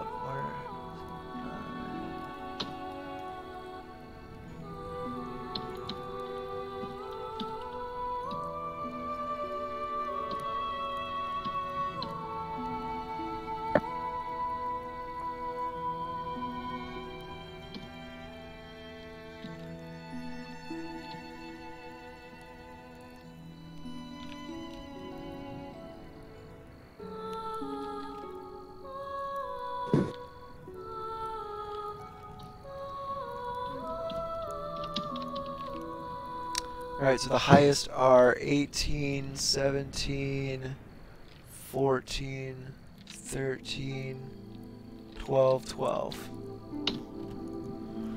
So allocate 18, 17, 14, 13, 12, 12 as you like. If you're a human, you get a +1 to all stats. Or variant human gets +1 2 stats to... and feet, correct. And then if you would like to subtract 2 from one of those 12s, you can take 2 feats. And you also have an ASI to work with, so after all of that's done, you can allocate 2 more stats or take a 3rd feat.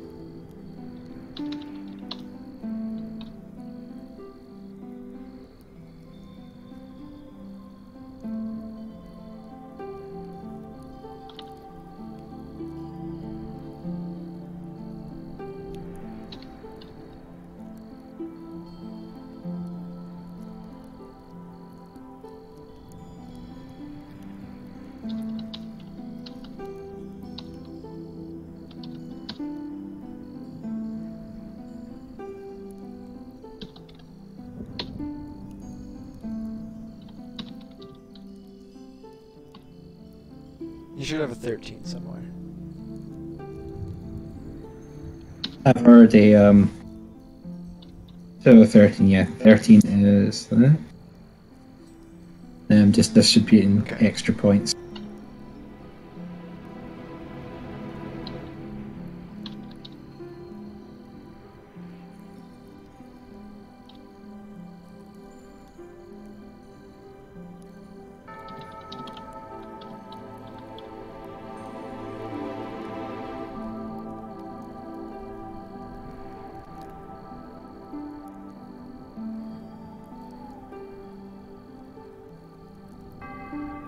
Right, down to what I'm working with.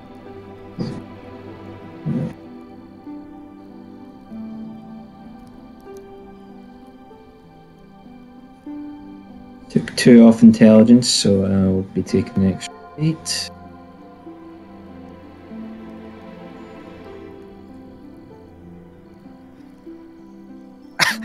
Get off funny junk, Robert.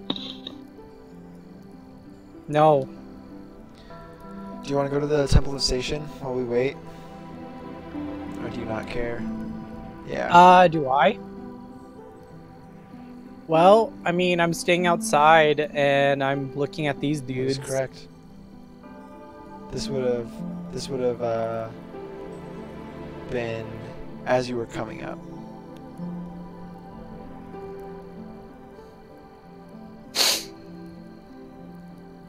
Oh, I thought it just teleported me right out of the No, temple. that was just symbolic of a time skip because I didn't want to go through all that. I guess if I'm still down there, yeah, I'll go Great. take a look so at you Station. go to the Temple of Station and the door's open. That's important. Lore-wise, you should be worried, Jayshala.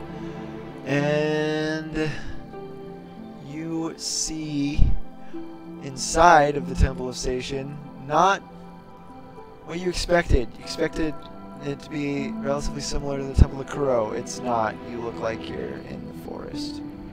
And there's a giant chasm with butterflies above it and an altar to your right.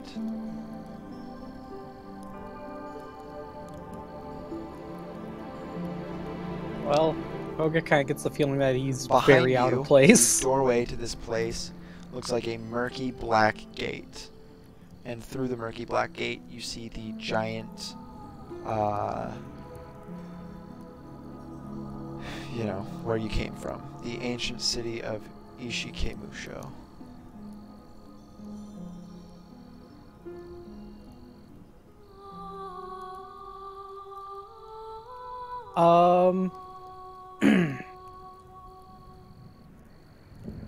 Bloop.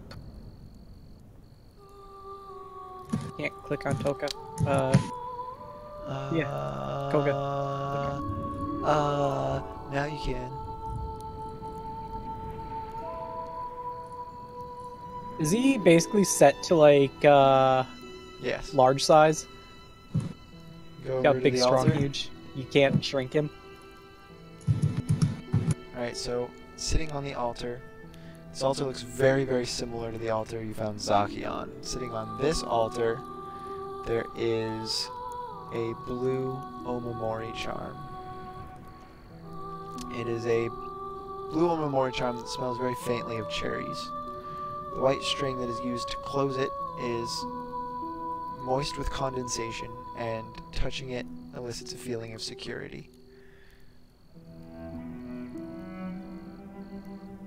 You feel like this is intended for Jayshala, or for Merimsho. Excuse me.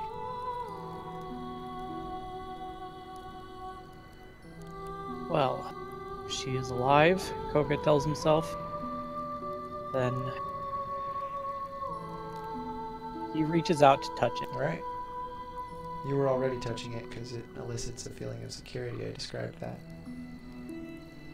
Alright, so he doesn't get a shock from it or anything like. It's just a nice little, nice little So Omamori charm.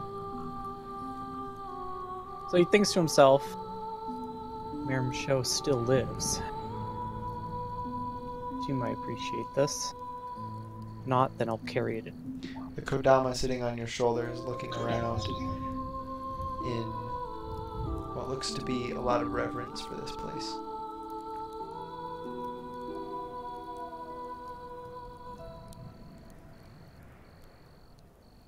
kind of looking at the path ahead of him. Big old gap.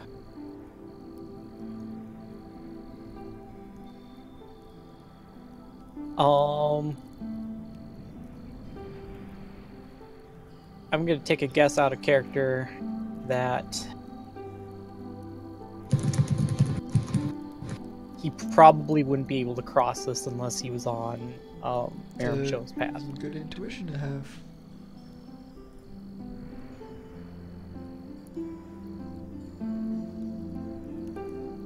Yeah, he looks out over the gap and he says, "It is a path, but it is not." Alright, and then after that, you made your way up. Got those out of the way. Koga quest is done, and now we are just waiting for Fuyuki.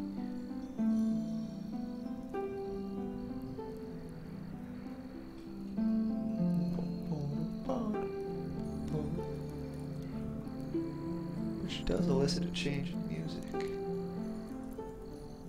Much as I love Dark Souls.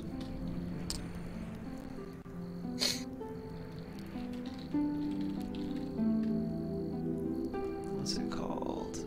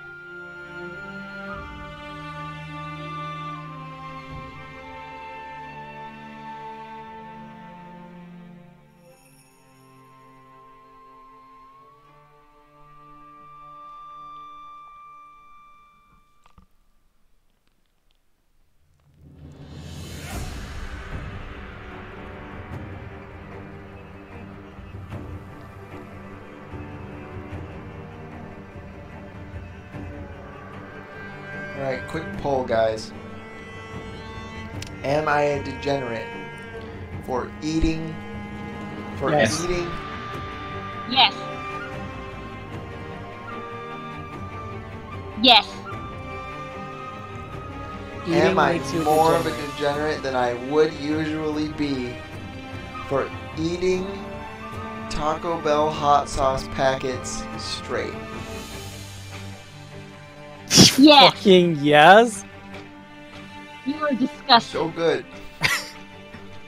I've gone through 7 during this session. Oh my god. I don't want to know that.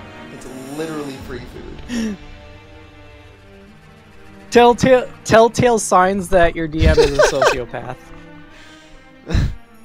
That was your first clue?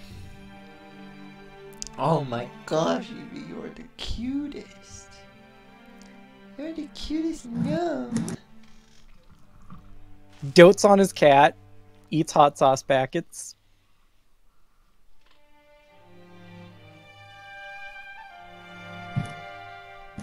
Well, dotes on your cat undegenerates you, I think.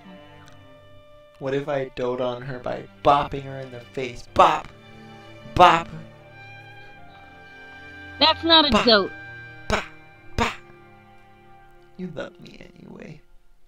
Sometimes when I pick her up, I very softly bite her spine, and she gets really mad at me.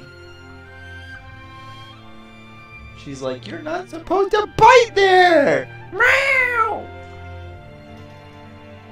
I know you, Ree! but I need to show you who's the boss and who's the weak little bitch in this relationship. I'm sorry. Cat's like, is it you? No, she Are knows. you the weak little bitch? She knows. She knows it's you. Merum Show suffers one level of exhaustion. I have been Merum shown who is boss. No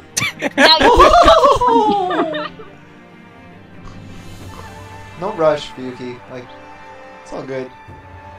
We will, at the very least, start your introduction, which I'm very excited for. Yay.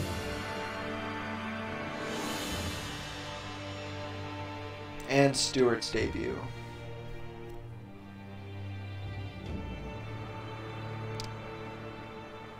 I did like you giving Koga Raikiri, by the way. I'm glad.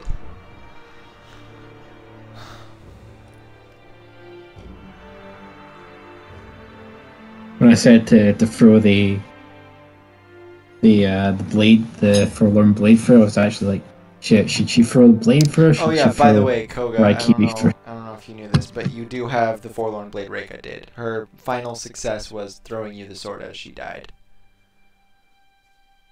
So put that in your inventory. Daiza does not have it. Oh.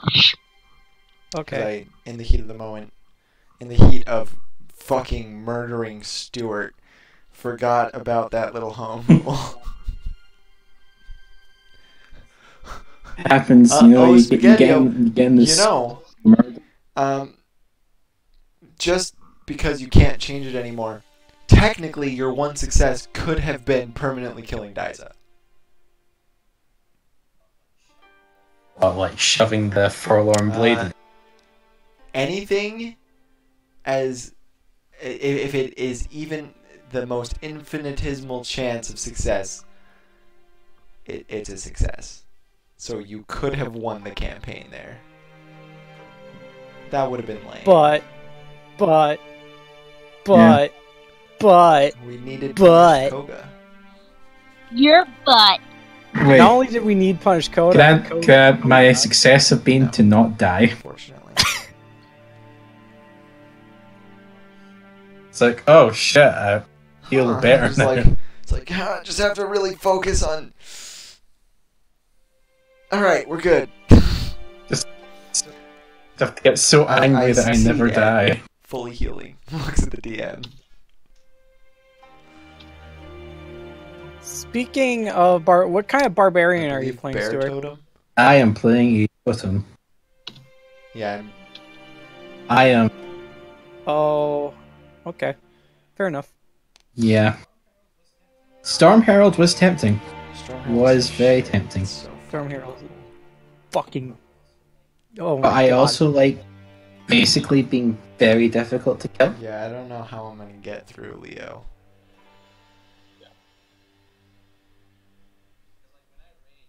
Because like when I rage, I am resistant to With a every huge health pool. with a huge. And Turid makes you even better during your rage. Yeah. Because I have the bracers, I'm actually half tempted with my strength. I respect your integrity for not doing that. Yeah. I'm planning around, you know, if the bracers have taken off. Congratulations. You've turned him from, like, very, very strong to very strong. Just complete min-max to only kind of min-max. That said, the bracer does count as armor, so you don't get your unarmored. Yep, that's fine. Can I take, like, Yeah, you medium can armor? Start with a half plate. Yep, sure. What does that mean my AC then if I have 14 dex? What path is? 15 plus 2. Marimsho is the path of Seishin. S-E-I-S-H. 17. Wait, S... Darn. It means I'm a cool kid. S-H-I-N, sorry. Yeah. When is the Barbarian's next 8. ASI? Oh! Oh! Next level, I'm taking tough. Oh my god. I can't kill him. Oh. I guess it's time to finally unveil my trump card of making attacks inflict death save fails. No, can't do that. Gotta kill you the regular way. Pushing you off a cliff. If you hadn't like disabled like resurrection magic, it would just have been Zealot the old way. Yeah. Zealot barbarians. Zealot just never dies. Oh, you're here. We can start. Yeah, I said you could. Yeah, you do your thing. I'm just gonna Great, finish so- things up. We are actually starting with Leo. Okay, Oh, It's alright. shit. So, my stats room. that's fine because you know.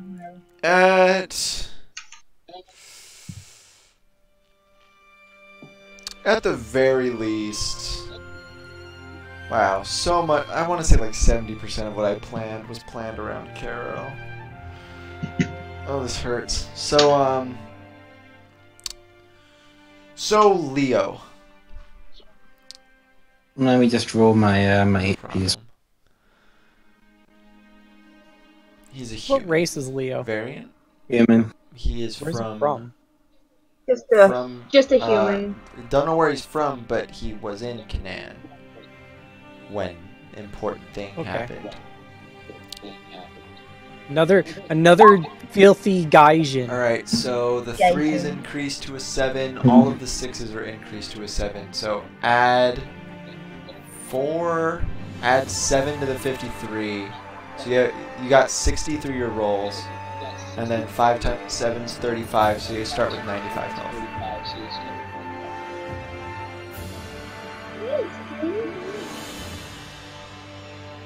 Much And health. You have double for Yuki's health. So Leo, this has been Literally. your Yeah. third day down here in the treacherous south, which has not been even close to what you expected. What role do you want to have on the Fairweather crew? Well, let me just double check which ones you have. You've already got a captain, an alchemist, a muscle, a gambler, swordswoman. Gambler.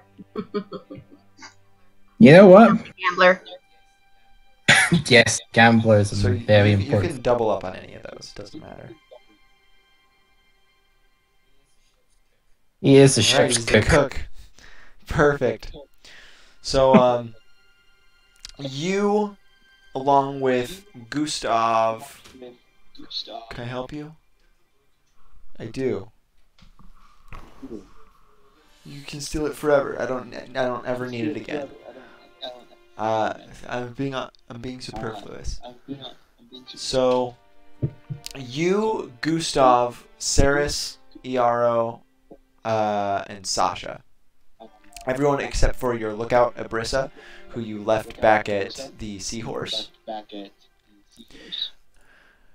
Yay. So essentially the events leading up to this. You guys learned that Maximilian Lancaster was up to something fishy. He's leading an quote-unquote an Emelis-seeking expedition down in the unmapped south, which is where you currently are, and Adel's been missing for 2 years. So you're down here looking for him, basically.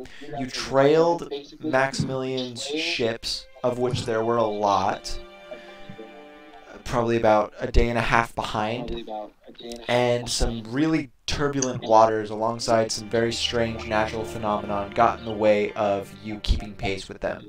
So you only landed about 3 days ago. And you managed to sail down south, further along the coast than any of Maximilian's ships are. You are currently right here. You sailed past the Gulf, right here. Also, this place is fucking weird. You've never seen any building even close to as large. You guys are... I'm gonna do you in purple. You guys are in a little cove right here. You're in a little cove that has a cave leading further in and then up onto the mainland. And so, after landing in the cove, which Saris, the captain, decided was suitably stealthy and out of the way, you guys went off to go do some preliminary scouting. And things in this land are very strange. First of all, there's very little actual trace of inhabitants, whereas up in Canaan, almost everywhere is pervasive with society. There's almost always a main road you can follow somewhere. There's almost always a small little town, maybe 4 hours to a half day away, by foot even. And here, it's just sort of this barren, treacherous hillside that have giant wolves that you felled a couple of, and you were a little surprised at their tenacity. You have yet to run into any people, and the overall scouting mission only concluded that the ship Maximilian is on sailed over from here and is now here, alongside 2 accompanying ships.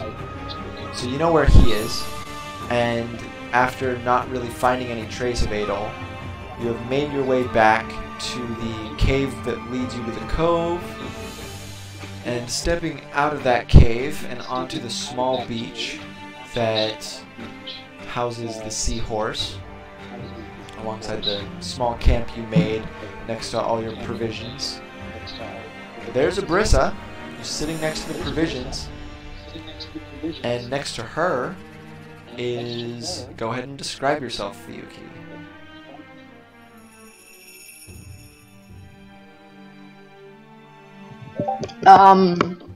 Next to the sea woman, there is what would be described by his people, a gorgeous, angelic-looking being with white wings that are flecked with black spots. He has icy blue hair and icy blue eyes to go along with the match. His kimono flows in the wind in the colors from crimson to gold as the light and shadows shimmer off of its surface. Abrissa waves. I made a friend, guys! Fuyuki waves casually. And as you guys slowly approach, Abrissa leans in closer to Fuyuki, starts pointing to each of the crew members and naming them. So that right there that's Saris. See his mask? And then that's Gustav. I think his arm's like as thick as me. Then there's Iaro, there's Sasha. There's Sasha. Oh, I forgot to mention, Iaro named his rapier Sasha after Sasha. Sasha doesn't like it very much. And then there's... Oh, they didn't find Adol. That's Leo. He's the cook.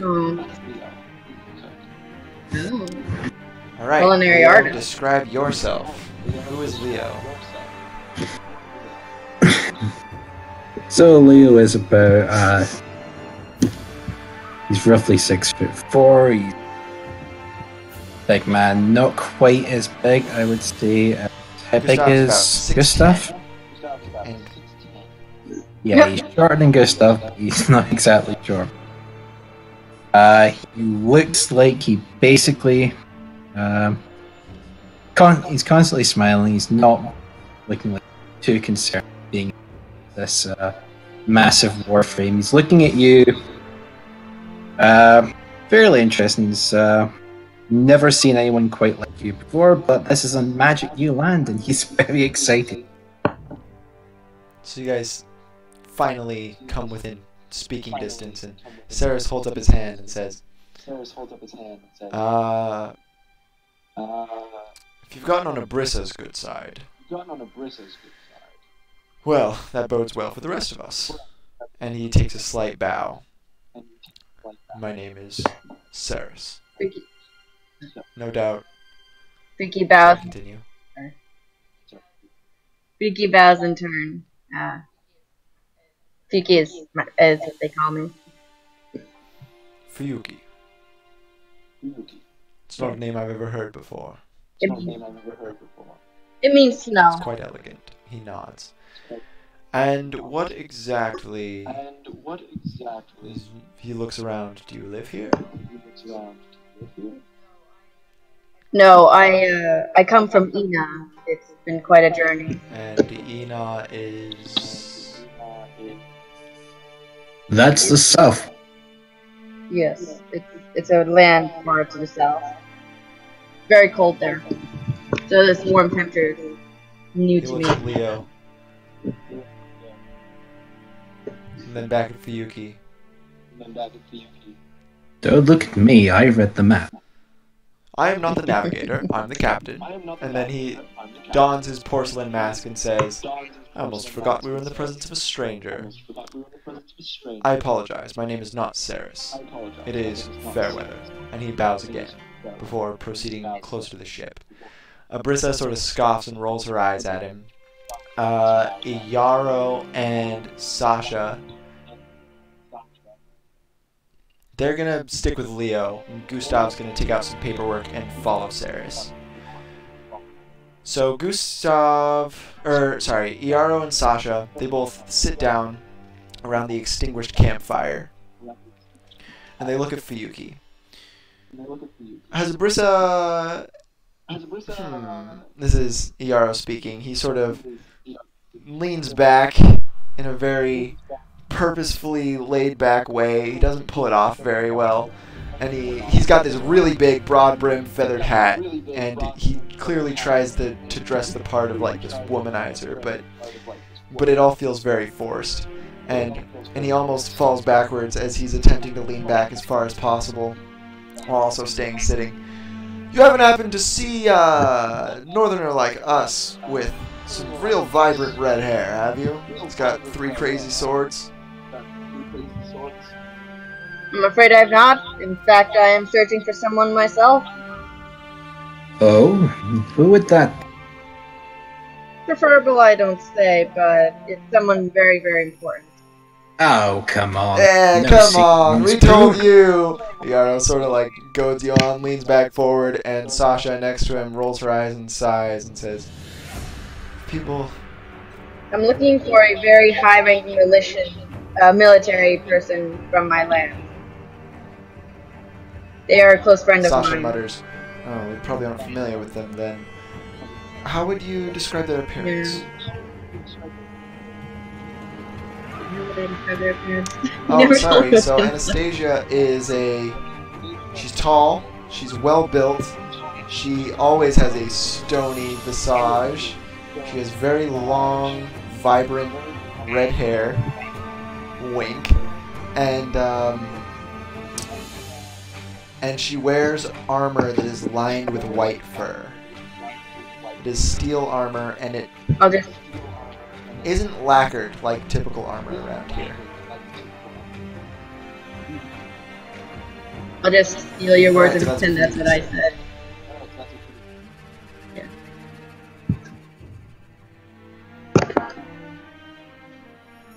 Jarl looks at Leo. Vibrant red hair, huh?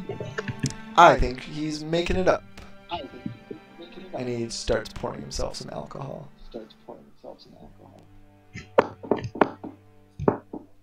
Who's making what? I think he Oh, yeah. jabs a finger at Fuyuki, is making up the missing person. Vibrant red hair, that was clearly at the forefront of her mind when I described Adol. Of his mind, excuse me. You have really pretty hair. Okay, and what would be the benefit for him to mistakenly lead us towards? Yeah, someone what would be with the red- benefit for you to mistakenly lead us towards someone with red hair, huh? Fuyuki, that is your real name. He takes a sip. I believe you should stop drinking. Sasha stands for a up bit. and sort of nods an apology to you. Very... Believe me, that's a fight long since. Continue?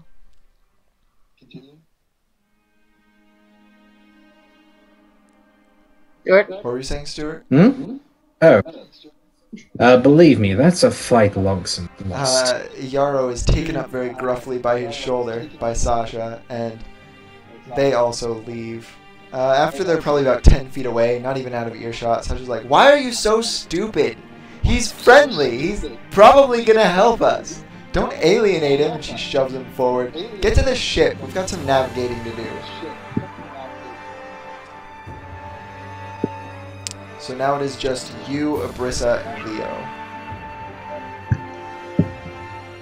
I've been my fair way around Ina. If you were traveling there anytime, I could probably help a bit with navigation. That's a generous offer, but we have a bit of business to deal with here. Or should I say, someone.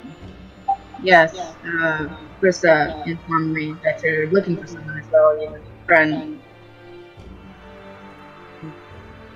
Or are we talking about the other one, Max? Abrissa nods. Maximilian Lancaster. Abrissa just mutters, "He's a right bastard, he is." Someone's gonna have to tell me how he managed to work his way back in the army. Someone must have been drunk on the HR roll at that point. They're all drunk up there. That's why we don't listen to them. Sure words never spoken.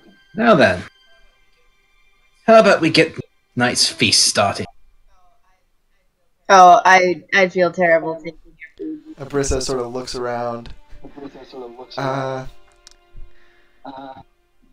Leo often complains that he doesn't have enough mouths to feed. He very frequently overcooks. Oh, alright, I'll stay to have something to eat. Haven't eaten in a few days. Besides, if Might we're as both well. looking for someone with red hair, it would be a great shame if we were to find your other person from down in Ina and then not have you around to tell, right? And vice versa. Yeah. I think we could work together. I think that Abrissa sounds looks good. at Leo and nods and says, right? I still say we should just head straight for the heart of the chaos. You know it. Adel's gonna be there. She sighs. She sighs again and rocks her head back. That better mean beef stew tonight. Break out all the stops, Leo. She gets up and walks towards the ship. I'm gonna go keep working on Iaro's sword. Alright. Oh, I've got good news for you. Your favorite tonight. What did we kill while we were out there? Oh, good news! We have your favorite, Wolf. Abrissa stops and Wolf. turns around. Wolf? Wolf. So Fuyuki, you infer that they're probably talking about the native Shida Okami, the giant wolves that prowl and burrow underneath Omanatue. Yeah, he's probably unfamiliar with the creature, that's why he's They're like, particularly wolf. formidable, but this is a large enough band that you're not that surprised that they didn't have much trouble. Yeah. Well, I'm afraid we can only eat what the land provides, and the land provided today was a bunch of wolves trying to tear our limbs off. Also provided you guys brought about a month's worth of preserved food. It's next to camp. Yeah, she's joking. Great. He's So, joking. you cook, and festivities are had, and then you guys are planning to go directly to Max's ship, which I can't do without Karo here. So, time to go see if he's online. He is, as a phone.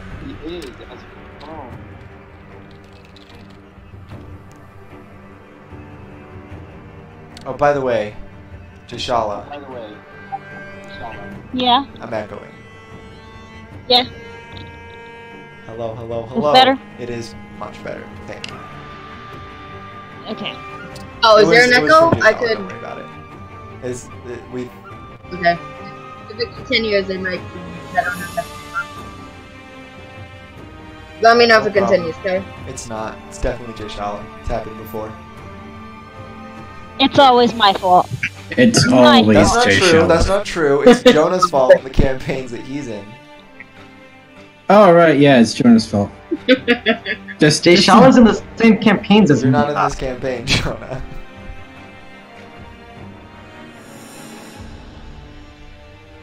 yes, the campaign I am in is one Jay Shala's in. That's Correct. what I just said. Very true. Hi, kitty. Hi, kitty. Hey, Pie. So Oh, we it's could- Muffin. We could definitely use this time for Leo and Fuyuki to just talk if you guys wanted to flesh yourselves out a little more. Yeah, sure. So, Leo, you have a particular meal you prefer to cook? Like, your favorite thing you like to cook for the crew? Well, generally speaking, I work with whatever I've got at hand. We're on a ship where there's basically whatever can be stored safely, which means just a lot. Why I mean- really time where we can go out. Sometimes it's good to have extra because you have for later, you know? One of these days, I should get some store for long journeys, but for the moment, one thing I wish we do have here is some nice fresh Fresh what? fruit. Oh, Hey, Shala. I have bad news. Yeah, Still echoing. still echoing? There. Don't suppose you know of anything growing in this land at all? Well, I had passed by a group of Nobi on my way here, and I saw some berry trees somewhere off to the forest. Oh, berry tree. Yeah.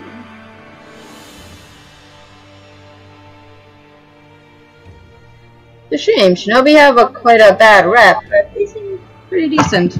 They seem very respectful.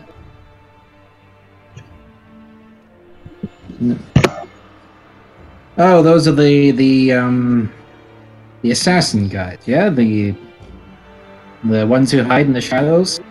The wood ones. Wood ninjas. Oh, there's different ones? Yeah, I guess. What kind of different? I've only met the You wood can roll ones, history if so you I want. wouldn't be... It's going to be a really high DC because there's very low likelihood you're going to know the different kinds of ninja. But if DC 18, I'll call it. I mean, if it's actually good though, then it's probably because he Yep. probably had study It in would have it. been just some little smidgen of background knowledge in his life that he's drawing upon. So history. Yep, Normal roll? 12. So you unfortunately are only familiar with Wood Ninja. You are unfortunately only familiar with Wood Ninja. Yeah, let me put on my headphones. It might help with the lag. There's a bit of a lag. Well, Hold on, I'm waiting for my things to install. hey Jay Shala. I have bad news. Yeah. The heck?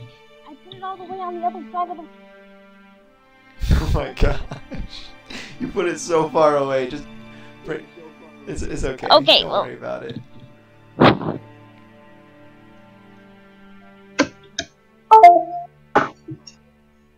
Trying to get these. Carl's typing.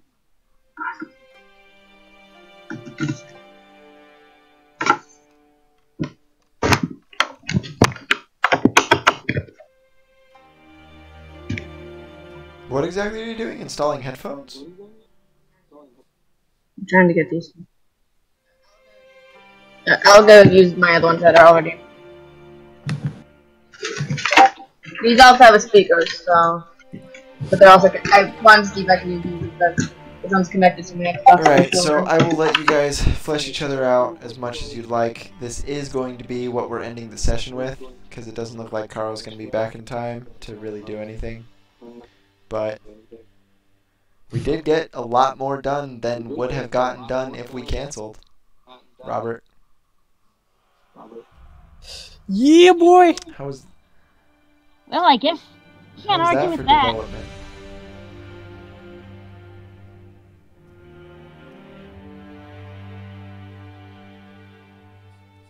Okay, so we're just talking over the campfire. Yeah, so you want to say you don't know any art ninja?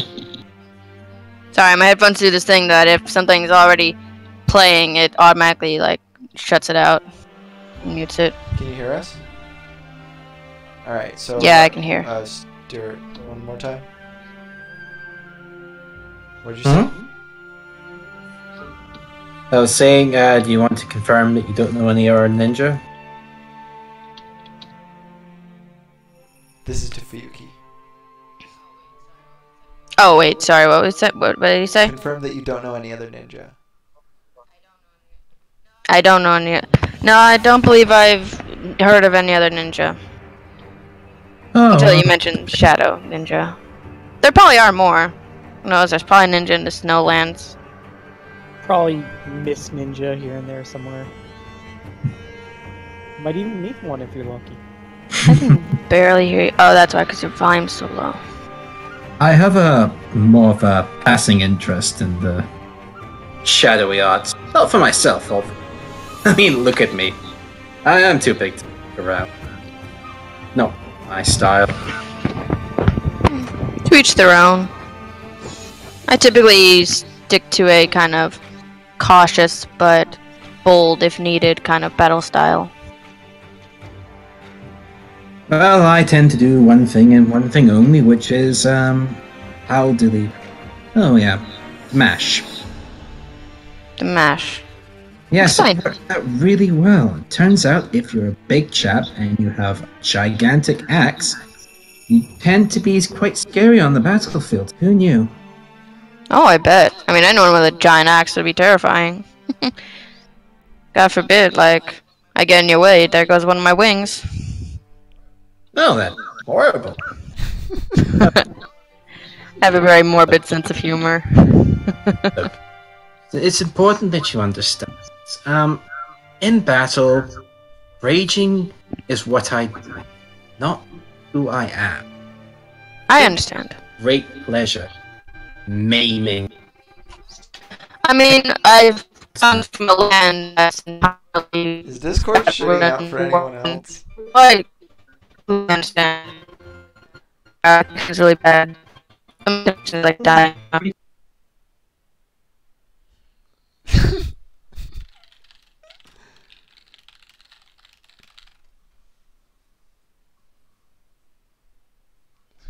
Crashing and burning for me.